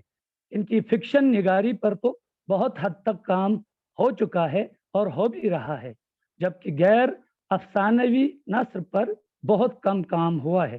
खासकर कुर्रतुल ऐन हैदर की खाका निगारी हनूज तशने तहकीक है। ऐसा अक्सर होता है कि जब किसी अदीब की अदबी खिदमात का दायरा कार दोरुखी हो तो एक का पल्ला दूसरे पर भारी रहता है। यही मामला कुर्रतुल ऐन हैदर के साथ भी हुआ। इनकी अफसानवी नस्र गैर अफसानवी नस्र पर हावी रही है, जिसकी वजह से ज़्यादातर मुहक्किकीन और नाक़िदीन की तवज्जो कुर्रतुल ऐन हैदर की गैर अफसानवी नस्र की जानिब बहुत कम रही है। मैं इस कमी के पेश नज़र अपने PhD मकाले का उन्वान कुर्रतुल ऐन हैदर बहैसियत खाका निगार एक जायज़ा मुंतखब करता हूँ।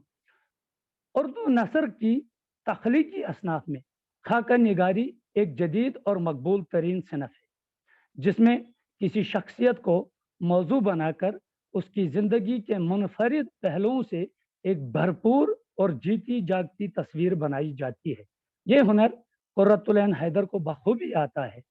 उन्होंने कुल 33 खाके या खाकानुमा तहरीरें लिखी हैं, जो उनके मजमूए मज़ामीन, पिक्चर गैलरी, गुले सदबर्ग, दास्ताने अहदे गुल और मुख्तलिफ उर्दू रसाइल में वक्तन फ़वक्तन शाया हुए हैं।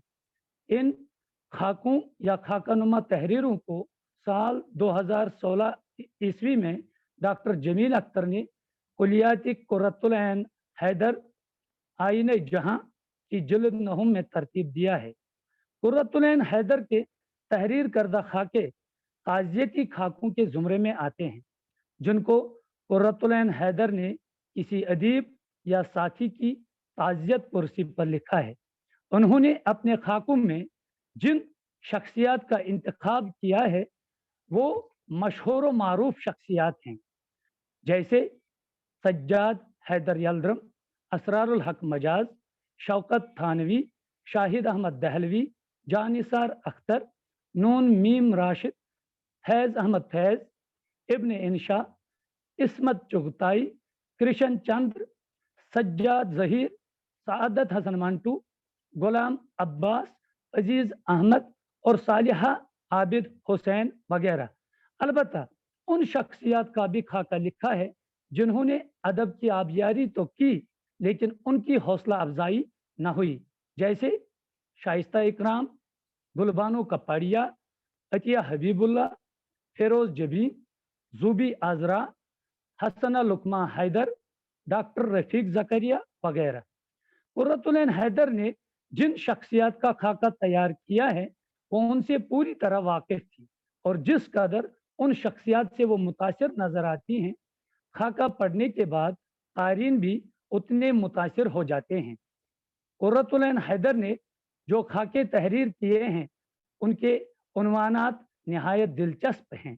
खाका महात्मा और देवता सम्मान अपने वालिद सज्जाद हैदर यलदरम के खाके का उन्वान है, जबकि दास्तान तराज मोहम्मद अली जौहर के, अंधेरी रात का मुसाफिर असरारुल हक मजाज के, पिक्चर गैलरी की एक तस्वीर शाहिद अहमद दहलवी के, चांद नगर का जोगी इब्न इंशा के, lady Genghis Khan Ismat Chughtai के और देख कबीरा रोया जो कि इनका पहला खाका है सादत हसन मंटू के से मुतलिक है, ये इन खाकों के उन्वानात हैं।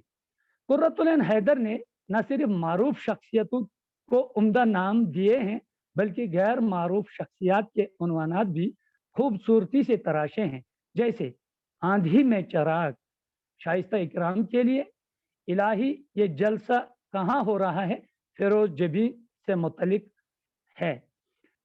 शख्सी खाके अमूमन शख्सियत से लगाव और उन्स को जाहिर करते हैं, क्योंकि खाका निगार का उनके तई एक खास अकीदा होता है। कुर्रतुल ऐन हैदर के तहरीर करदा खाके शख्सी खाकों में भी ये जज्बा खूब कार फरमा नजर आता है और कभी कभी ये जज्बा खाका निगारी के तमाम मुतय्यन अवसाफ को फलांग कर मजमून निगारी के मैदान में दाखिल हो जाता है, जिससे खाके की चाशनी थोड़ी मजरूह हो जाती है, जैसे अपने वालिद सज्जाद हैदर यलदरम के खाका में हुआ है। लेकिन यहाँ ये बात वाज़ह करना चाहूँगा कि कुर्रतुल ऐन हैदर ने जितने भी खाके लिखे हैं वो किसी न किसी दोस्त या रिश्तेदार की ताज़ियत पुरसी पर लिखे हैं, जहाँ इस बात की मुकम्मल गुंजाइश है कि मोहब्बत और लगाव का जज्बा बरकरार रहे।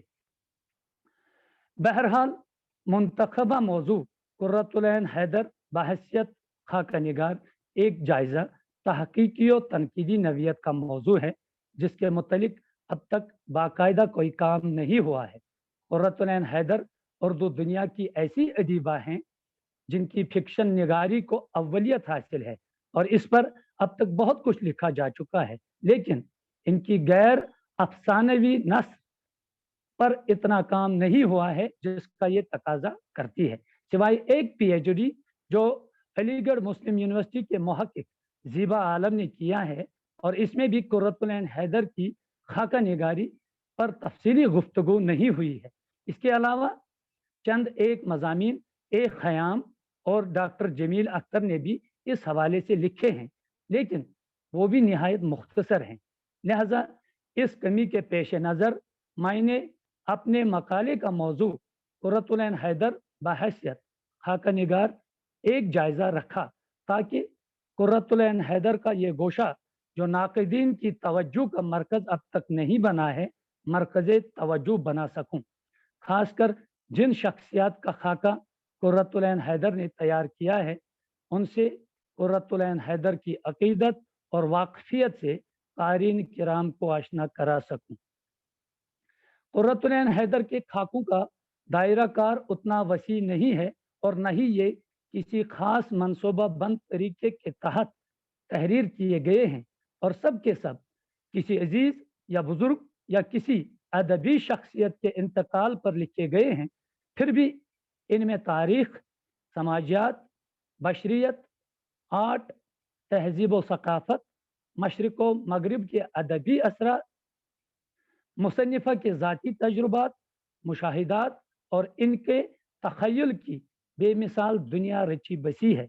लिहाजा इसकी तहक़ीक़ न सिर्फ अनोखी बल्कि दिलचस्प मौजू बन सकता है और इस मकसद की तकमील के लिए मैंने कुर्रतुल ऐन हैदर के पस मंज़र में चले गए खाकों को क़ारीन किराम के सामने लाने की कोशिश की है और साथ ही साथ फ़न खाका निगारी से मुतल्लिक़ चीदा बातों के अलावा اس کے لوازمات کو فہرستی انداز میں ترتیب دیا ہے جو یونیورسٹی طلباء کے لیے سودمند ثابت ہو سکتا ہے۔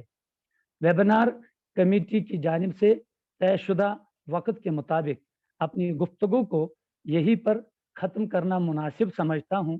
مجھے سننے کے لیے آپ کا بہت بہت شکریہ۔ السلام علیکم۔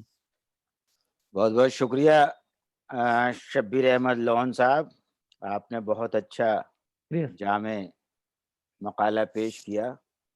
سیمینار یا ویبینار کے جو تقاضے ہوتے ہیں کہ آدمی یا مقالہ نگار وقت پر اپنا مقالے میں وہ تمام باتیں کہہ دے جو اس کے موضوع سے متعلق ہیں، آپ نے ان تمام باتوں کا احاطہ کیا۔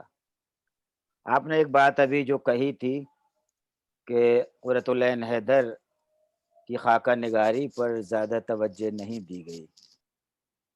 ہوتا کیا ہے کہ ہم لوگ جو اساتذہ بھی اور ناقدین بھی عموماً کسی بھی شخصیت یا فنکار کی جو سب سے نمایاں چیز ہوتی ہے اس کی طرف توجہ زیادہ دیتے ہیں اور اس کی دوسری خدمات کو نظر انداز کر جاتے ہیں۔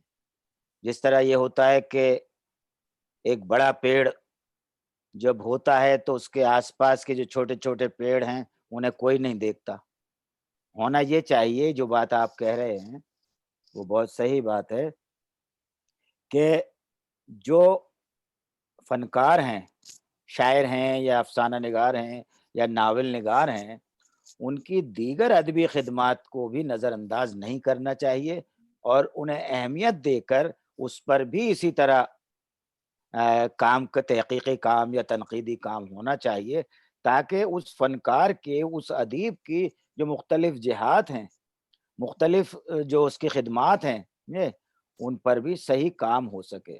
ہمارے بیشتر ناول نگاروں نے یا افسانہ نگاروں نے یا شاعروں نے مختلف اصناف میں بھی کوشش کی ہے، جیسے خاکے عام طور پہ عصمت نے بھی لکھے، منٹو نے بھی لکھے اور دوسرے لوگوں نے بھی لکھے، لیکن ہم انہیں نظر انداز کر کے ان کی فکشن نگاری پر ہی توجہ دیتے ہیں۔ بہت بہت شکریہ بہت، اور آپ نے بہت اچھا مقالہ پیش کیا ہے۔ جب آپ کا مقالہ انشاءاللہ چھپ جائے گا تو وہ قارئین کے لیے اور سامعین اور طلباء کے لیے اہم ثابت ہوگا۔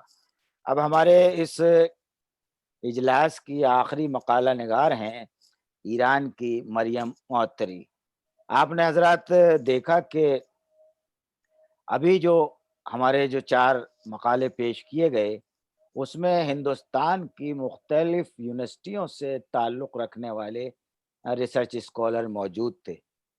یہ جو بات کہی جاتی ہے غالب انسٹیٹیوٹ کی، یا کہ وہ بین الاقوامی سطح کا سیمینار کرتے ہیں، تو یہ واقعہ ہے کہ وہ تمام ہندوستان کی یونیورسٹیاں ہوں یا ہندوستان سے باہر کی ہوں، جہاں اردو کی تحقیق ہوتی ہے، اردو کی درس و تدریس ہوتی ہے، اس سے رابطہ کرتے ہیں اور وہاں کے طالب علموں کو مقالہ پڑھنے کے لیے دعوت دیتے ہیں۔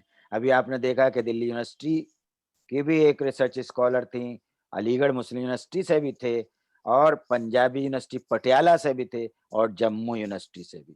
اور اب ہم بین الاقوامی سطح پر جب اس سیمینار کا انعقاد کر رہے ہیں تو دعوت دے رہے ہیں ایران کی محترمہ مریم معطری کو۔ مریم معطری سے درخواست ہے کہ وہ اپنا مقالہ پیش فرمائیں۔ السلام علیکم۔ سلام۔ میں مریم معطری ہوں، یونیورسٹی آف تہران میں شعبہ اردو بی اے کیا، پھر ایم اے کے لیے داخلہ ہو گیا۔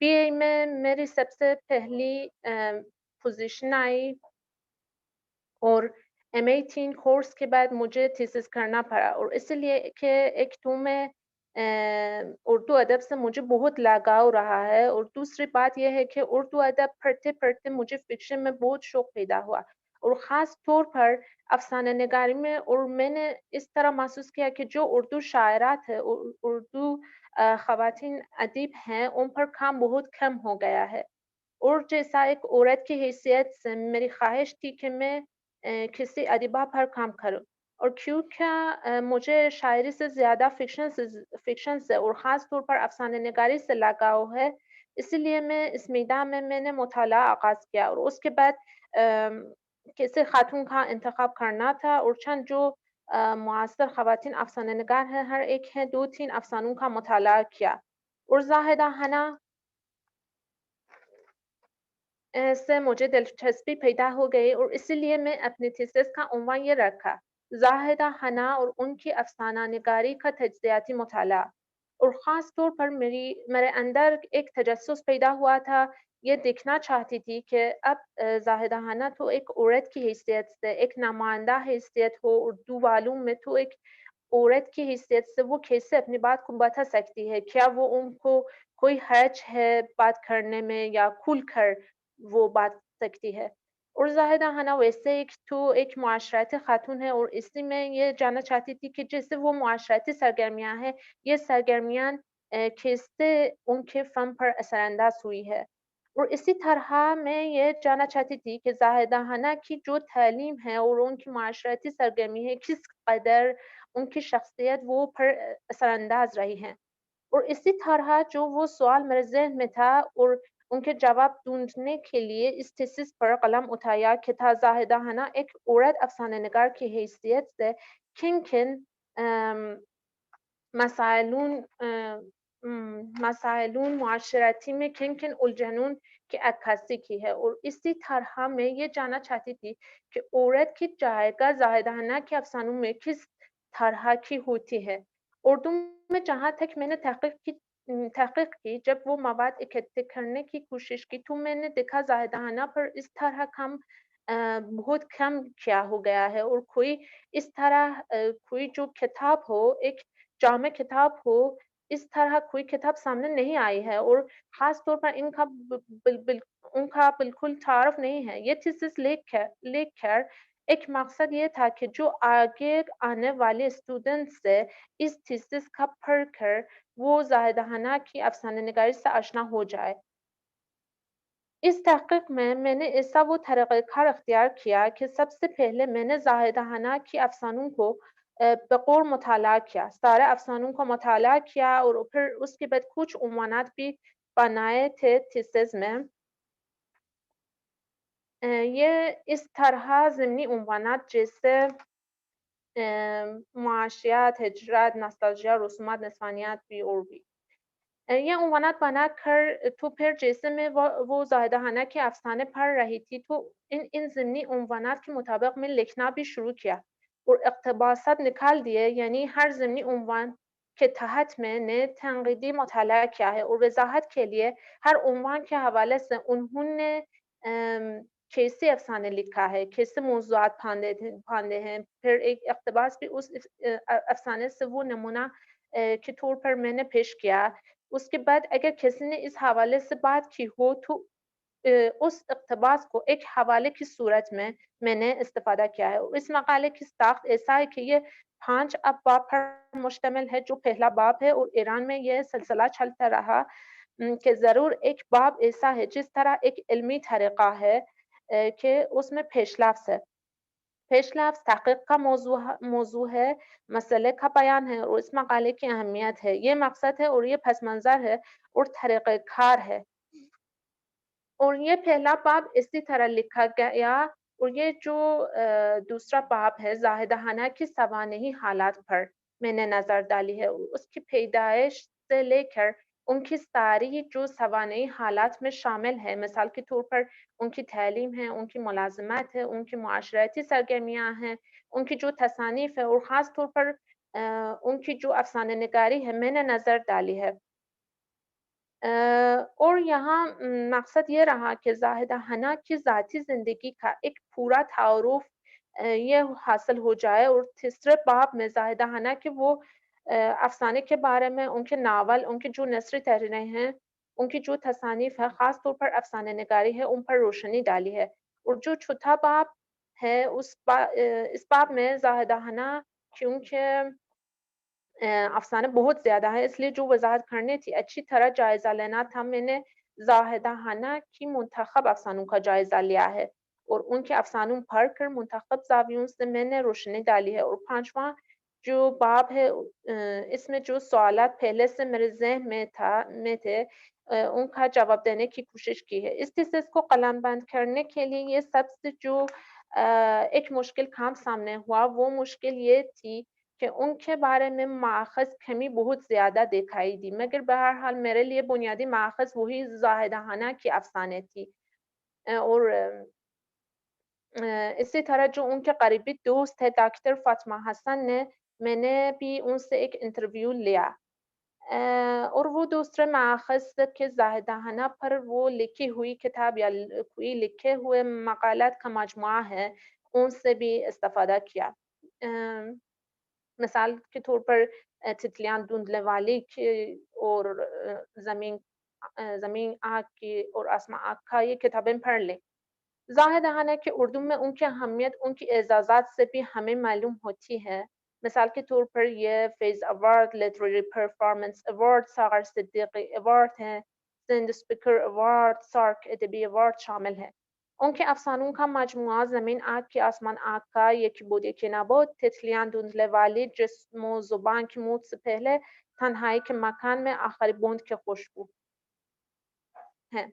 من معاشیات، ہجرت، ناستلژیا، رسومات، نسوانیت، تنہائی، اسلامی رجحانات، قنوتیت اور بین الاقوامی رجحانات، وقت، موت، سماج کے عنوانات کے تحت زاہدانہ کے افسانوں کا مطالعہ کیا اور یہ دیکھا یہ موضوعات کیسے ان کی افسانوں میں سمٹ گئے ہیں. اور میں یہاں بہت مختصر ان موضوعات کی طرف اشارہ کرتی ہوں کہ کیسے زاہدانہ کے افسانوں میں ان موضوعات کے بارے میں ان کے خیالات اور ان کے تاثرات مل جاتے ہیں. مثال کے طور پر معاشیات کے حوالے سے ایسا لگ رہا ہے کہ زاہدانہ کے یہاں یہ معاشیات بہت زیادہ ہے، بہت اہمیت زیادہ ہے اور وہ ان کا یہ خیال ہے کہ جتنا انسان پیسے زیادہ ہو پھر انسان اپنی آرزو اور مراد تک پہنچ سکتا ہے. یعنی انہوں نے حقیقت نگاری سے کام لیا ہے اور یہ کمائی کی اہمیت کی وضاحت کی ہے. خاص طور پر جو ان کی افسانہ ہے زیتون کی شاخ، یہ اہمیت اجاگر سامنے آتی ہے. اسی طرح زاہدانہ نے ہجرت جو اثرات ہوتی ہے، جو ہجرت کے بعد الجنون پیدا ہوتی ہے، ہجرت کے بعد جو ہجرت کرنے والے کی کیفیات و احساسات ہے، زاہدانہ نے ان کا بھی بیان کیا ہے اور اس کی مثال تنہائی کے مکان میں ہے. انہوں نے اس طرح یہ کیفیت بیان کی ہے. اسی طرح ناستلژیا کے حوالے سے ایسا میں کہہ سکتی ہوں کہ ان کی افسانوں میں ناستلژیا بہت اہم عنصر ہیں اور ان کے اکثر افسانوں میں ناستلژیائی عناصر پائے جاتے ہیں. زاہدانہ ایک لبرل ترقی پسند تصور حیات رکھتے ہیں اور ساتھ ساتھ تاریخ اور ماضی سے لگاؤ رکھتے ہیں، مگر اس حد تک آشوب عصر کی معنویت ہاتھ آ سکے. مریم اور آپ اسی جو ہے مریم آپ ہنا کہیے، ہنا نہیں، زائدہ ہنا. ہے نا ہاں ہنا ہے کے نیچے زیر ہے، زبر نہیں. ٹھیک ہے، معاف کیجیے گا. ٹھیک. زاہدانہ کے ہاں نہ صرف ماضی کا شعور ہے بلکہ ماضی کے حالات و واقعات چلتی پھرتی تصویروں کی صورت ان کی افسانوں میں نظر آتے ہیں اور ان کی بہت سی افسانوں میں یہ کیفیات یہ عنصر نظر آتے ہیں، جیسا تتلیاں دھندلے والی، ناکجا آباد، زیتون کی شاخ. اسی طرح زاہدانہ کی افسانوں میں تو وہ یہ معاشرے کی رسم و روایات کا اشارہ بھی مل جاتا ہے، جیسا ہے زرد ہوائیں، زرد آوازیں. یہاں تو بالکل ہی یہ رسم و رواج ہے، یہ انہوں نے ان کی طرف اشارہ کیا ہے. اسی طرح نسوانیت کے حوالے سے زاہدانہ کے افسانوں میں کبھی عورت ایک محبوبہ کے طور پر نمایاں ہوتی ہے، کبھی ایک بہن، ایک ماں کی حیثیت سے، کبھی ایک معاشرے میں سرگرم عورت کے طور پر سامنے آتی ہے. اور انہوں نے اپنے افسانوں میں بھی معاشرے میں اور گھریلو میں عورت کے مقام کی بخوبی نشاندہی کرتی ہیں. مجموعی طور پر ان کی افسانوں میں بالکل وہ نسوانی آواز موجود ہے اور وہ ایک عورت کو مختلف زاویوں سے مختلف مقاموں میں دکھا ہے. بحیثیت مجموعی زاہدانہ کے ایسی افسانوں کو پڑھ کر ایسا محسوس ہوتا ہے کہ وہ اعلیٰ تعلیم حاصل کرنے کی دعوت دے رہی ہے اور ان کا یہ خیال ہے کہ تعلیم حاصل کرنے سے یہ عورت کی کمزوری بھی مٹ جاتی ہے اور عورت اپنی اصلی مقام مل جاتا ہے. افسانے زرد ہوائیں، زرد آوازیں میں نسوانیت کے لیے بہت عمدہ افسانہ ہے. تنہائی بھی ان کے افسانوں میں ایک اہم عنصر بھی ہے۔ زاہدہ حنا جتنا بھی کہ عورت کے مستقل ہونے پر زور دے رہی ہے، مگر ان کی کچھ افسانوں میں ایسا لگ رہا ہے ایسا ان کی آواز سنائی دیتی ہے کہ وہ عورت کو مرد کے بغیر مکمل نہیں سمجھتی ہے، اور ایسا لگتا ہے کہ جیسا انہوں نے تنہائی کی تصویر کشی کی ہے، یہ تنہائی ان کی ذات کی عکاسی ہے۔ زاہدہ حنا کی افسانوں میں اسلامی رجحانات کی جھلکیاں بھی دکھائی دیتی ہیں۔ ایسا لگ رہا ہے کہ انہوں نے عورت کے مقام اجاگر کر کے پھر ایک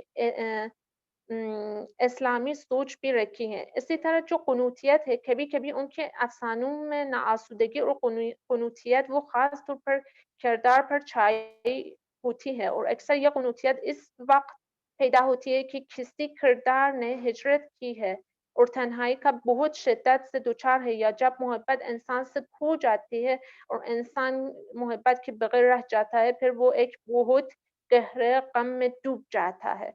اسی طرح زاہدہ حنا نے صرف اپنے معاشرے پر نظر نہیں ڈالی ہے، ایسا لگ رہا ہے کہ وہ بین الاقوامی مسائل سے بھی متاثر ہوتی ہیں۔ خاص طور پر ایسا لگ رہا ہے کہ وہ اپنی افسانوں میں جو امریکی کی پالیسی ہے وہ ان سے مخالفت کرتے ہوئے نظر آتی ہے، اور ایسا لگ رہا ہے کہ وہ صلح کا حامی ہے اور یہ چاہتی ہے کہ دنیا میں کوئی غم اور جنگ نہ ہو اور دلوں میں کوئی غم و نفرت بھی نہ ہو۔ اسی طرح جو ان کی ایک خوش مشربی کا پتہ چل جاتا ہے ان کے افسانوں میں، اور جیسا انہوں نے مثالیں ملتی ہے، اور وہ زیادہ ہندو اور مسلمان کے درمیان کوئی فرق نہیں وہ رکھتی ہے۔ ان کا یہ خیال ہے کہ ہندو اور مسلم دونوں انسان ہیں، اور یہ اس بات کا قائل ہے کہ یہ ان دونوں کے بیچ میں کوئی دشمنی ہے، جو تعلقات کی کشمکش ہے یہ ختم ہونا چاہیے۔ اسی طرح وقت کے بارے میں زاہدہ حنا ایک فلسفیانہ رائے دے رہی ہے کہ وقت کی موت نہیں، یہ وقت کا فنا نہیں ہوتا، ہمیں سفر کرتی ہیں اور ہمیں ایک انتہا بھی ہوتی ہے، یعنی وہ مجید امجد کی طرح وہ وقت کو روان و دواں سمجھتی ہیں۔ پھر موت کے بارے میں بھی ان کے خیالات ان کے افسانوں میں مل جاتا ہے، وہ زندگی اور موت کو بہت قریب سمجھتی ہے، اور زندگی اور موت کے درمیان اتنے قریب ہے کہ وہ کوئی فرق ان کے درمیان نہیں ہے۔ خوشی کرنے کے لیے یہاں اخلاق سیکھنے کے لیے زاہدہ حنا کے بعض افسانوں میں ایک مدینہ فاضلہ کی خواہش کرتی ہے، اور اس مدینہ کی تصویر کشی کے لیے کوئی افسانہ قلم بند وہ کرتی ہے، وہ ایک کمال کا سماج دکھانے کی کوشش وہ کرتی ہے۔ ان کا یہ کہنا ہے کہ اگر حکمراں خود سوچیں اور خود اپنی ذمہ داری اٹھائیں اور عدالت برقرار رکھیں تو وہ جو معاشرے ہیں ایک کمال کا معاشرہ ہوگا۔ میں نے زاہدہ حنا کو افسانے کو بغیر مطالعہ کیا، اور افسانے کا مجموعہ قیدی سانس لیتا ہے، ناکجا آباد، زیتون کی شاخ، سرسبز اما کے ساتھ، آنکھوں کے دیدبان، پانیوں میں سراب، راہ میں اجل ہے، زمین آگ کی آسماں آنکھا، تتلیاں ڈھونڈنے والے، جسم و زبان کی موت سے پہلے، اور ان زاہدہ حنا کی بھی ناولت بھی ہیں، نہ جنون رہا نہ پھری رہی، اور مضامین بھی اور کالم اور تراجم بھی ہے، اور اس طرح میں زاہدہ حنا کی افسانہ نگاری کو جائزہ لیا، اپنے تھیسس میں ختم ہو گیا۔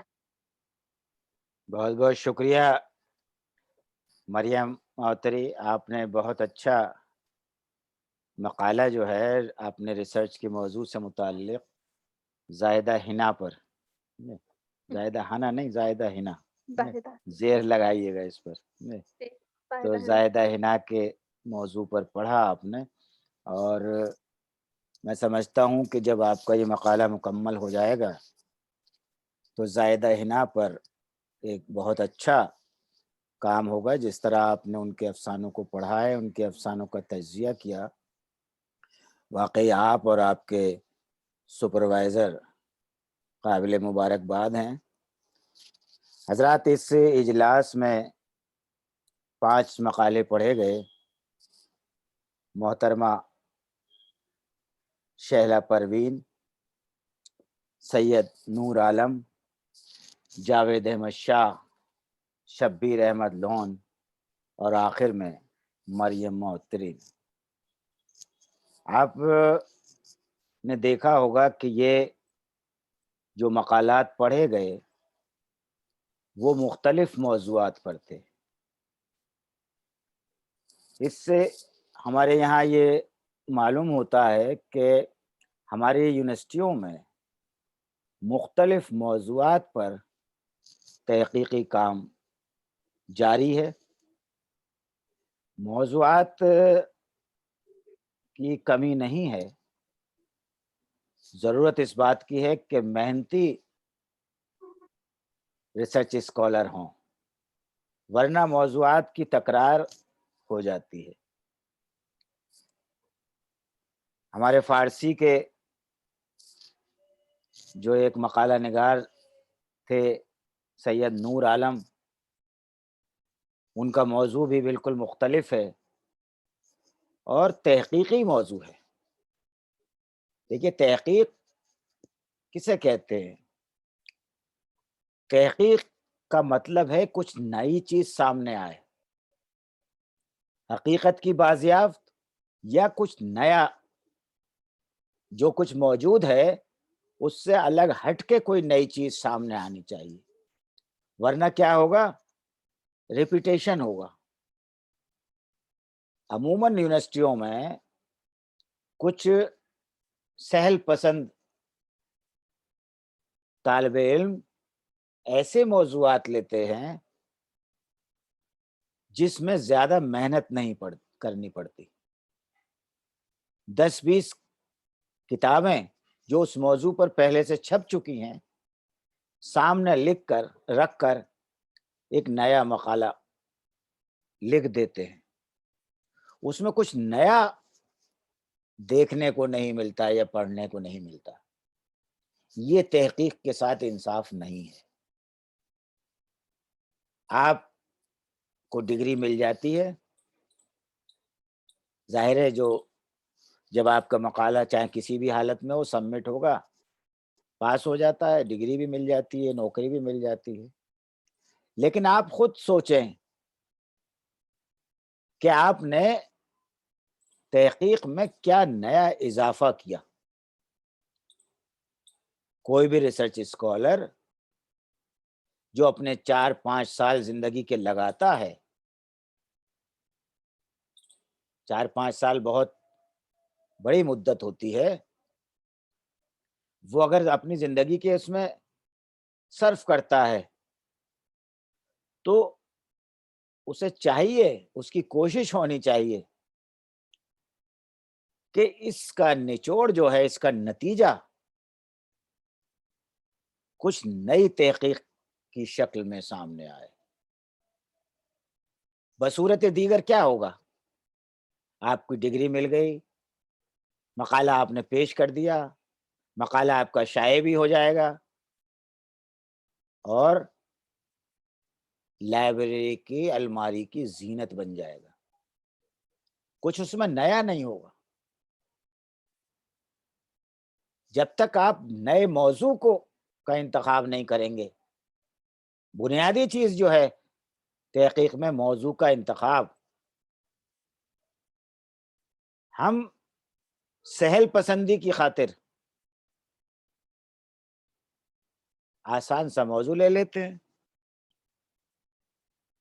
جس شخص پر 85 کتابیں موجود ہیں، جس موضوع پر 85 کتابیں موجود ہیں، اسی موضوع پر اگر آپ تحقیق کریں گے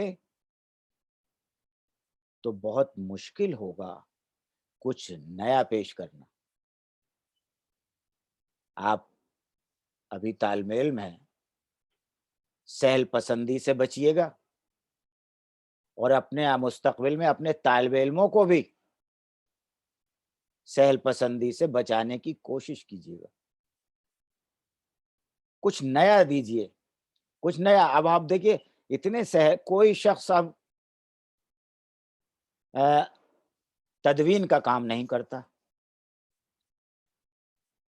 کوئی شخص اب قدیم مخطوطات پر، قدیم ادب پر کام کرنا نہیں چاہتا۔ 18ویں صدی کے، 17ویں صدی کے، 19ویں صدی کے ادب پر بہت کم طالب علم کوشش کرتے ہیں کہ وہ کام کریں۔ تحقیق اور تنقید دو الگ الگ چیزیں ہیں۔ عموماً ہماری یونیورسٹیوں میں ہم بھی قصوروار ہیں، اس کے ہم اساتذہ بھی قصوروار ہیں، تنقیدی مطالعہ دے دیتے ہیں۔ تنقیدی مطالعے میں جدوجہد یا بھاگ دوڑ نہ ذہنی نہ جسمانی کرنے کی ضرورت نہیں پڑتی یا بہت کم پڑتی ہے۔ ابھی جو ایک طالب علم نور عالم نے جو اپنا مقالہ پڑھا، انہیں لائبریریوں کی خاک چھاننی پڑے گی، انہیں جگہ جگہ جانا پڑے گا، لائبریریوں میں پرانے مخطوطات دیکھنے ہوں گے۔ یہ تحقیق ہے۔ تحقیق ڈرائنگ روم میں بیٹھ کر یا ریسرچ فلور پر ہی صرف بیٹھ کر نہیں ہوتی۔ قاضی عبدالودود ہوں یا امتیاز علی خان عرشی ہوں یا تنویر احمد علوی ہوں یا رشید حسن خان ہوں، یہ وہ محققین تھے جنہوں نے تحقیق میں اپنی جسمانی اور ذہنی ورزش کر کے، جدوجہد کر کے کچھ نیا پیش کرنے کی کوشش کی۔ تو تحقیق مشکل فن ہے، اور پروردگار نے اگر آپ کو یہ موقع دیا ہے کہ آپ تحقیق کے طالب علم ہیں، تحقیق کی طرف رجوع کر رہے ہیں، تو آپ کو دیانت داری کے ساتھ کام کرنے کی ضرورت ہے۔ آج جو طالب علم تحقیق کرتے ہیں یا جو ریسرچ اسکالر ہیں، ان کے پاس تمام سہولتیں ہیں۔ وہ گھر بیٹھ کے انٹرنیٹ پر ایک انگلی کے ذریعے تمام چیزیں دیکھ سکتے ہیں۔ جس زمانے میں انٹرنیٹ نہیں تھا، نہ ہر سے کو جو ریسرچ کرتے تھے انہیں کوئی وظیفہ ملتا تھا، وہ اپنے ذاتی شوق کے لیے تحقیق کرتے تھے۔ آپ تحقیق کو، جو ریسرچ اسکالر میری آواز سن رہے ہیں، تحقیق کو، اپنی ریسرچ کو ذاتی شوق بنائیے۔ آپ اپنے تحقیقی مقالے کے ساتھ اسی وقت انصاف کر سکتے ہیں جب اسے ذاتی شوق بنائیں گے۔ صرف یہ نہیں کہ مجھے JRF SRF یا دوسرا وظیفہ مل رہا ہے اور جس وقت تک وہ 5 سال 6 سال ملتا رہے گا میں مقالہ لکھتا رہوں گا۔ اگر یہ نیت ہوگی تو تحقیق کے ساتھ، ریسرچ کے ساتھ انصاف نہیں ہوگا۔ وہ فیسلٹی آپ کو مل رہی ہے، وہ سہولت مل رہی ہے، یہ بہت اچھی بات ہے کہ ہر ایک کے ایسے حالات نہیں ہوتے۔ خدا کرے کہ آپ سب اپنی کام میں، اپنی تحقیق میں، اپنی ریسرچ میں کامیاب ہوں۔ میں ایک بار پھر ڈاکٹر ادریس احمد کو، ان کے رفقا کو اور غالب انسٹیٹیوٹ کو مبارکباد دیتا ہوں کہ انہوں نے ان حالات میں، جبکہ آدمی آدمی سے ملتے ہوئے ڈر رہا ہے، اس سیمینار کا انعقاد کیا۔ یہ سیمینار तमाम रिसर्च स्कॉलर्स के लिए और हम असातिज़ा के लिए भी अहम है। इस सेमिनार से हम अपने रिसर्च स्कॉलर्स, मुख्तलिफ यूनिवर्सिटियों में रिसर्च करने वालों की सलाहियत का अंदाज़ा लगा सकते हैं और ये अपनी भी लियाकत और सलाहियत के बारे में जान सकते हैं कि हम अपने तालिब इल्मों को क्या दर्स दे रहे हैं और उनकी तहकीक में कितनी मदद कर रहे हैं। बहुत बहुत शुक्रिया आप तमाम हजरात का कि आपने यहाँ मकालात पेश किए और मेरी इस गुफ्तगू को बर्दाश्त किया। बहुत बहुत शुक्रिया सर, बहुत बहुत शुक्रिया प्रोफेसर इब्न कमल साहब और तमाम वो लोग जिन लोगों ने इस सेशन में मकाले पेश किए या इस सेशन में शिरकत फरमाई। राशिद सईदी साहब, मोहम्मद अफजल साहब, अल्ताफ साहब, शहला परवीन, रानी हफीज़ साहिबा, अबरार अली, काशिफ साहब, सरुल हुदा साहब, सब लोगों का बहुत बहुत शुक्रिया। अगला इजलास 2:30 बजे दोपहर में मुनक्किद होगा। इस इजलास में मोहम्मद राशिद सईदी साहब पाकिस्तान से, जनाब अली ज़फ़र साहब लखनऊ से, जनाब मोहम्मद अनवर मोहम्मद अख्तर साहब मुंबई यूनिवर्सिटी से, जनाब अबरार अली शाह साहब और जनाब मोहम्मद इमरान रज़ा साहब मकाला पेश फरमाएंगे। मैं सबसे गुजारिश कर रहा हूँ कि अपना मकालात आप हमें ईमेल कर दें। इस सेशन में जिन लोगों ने अपने मकालात पढ़े हैं उनको सर्टिफिकेट पहुंच चुके हैं। अभी आप अपना जब ईमेल चेक करेंगे तो आपको आपके सर्टिफिकेट मिल चुके होंगे। तो मैं सबसे गुजारिश कर रहा हूँ कि आप पहले से अपने मकालात भेज दीजिए। अगर उनमें कोई कमी है जब भी भेज दीजिए, जब हम उसे शाया करेंगे तो हम आपसे कहेंगे, उसे आप अपडेट कर लीजिएगा। इस बातों के साथ बहुत बहुत शुक्रिया। हम 2:30 बजे इंशाल्लाह अगला सेशन स्टार्ट करेंगे।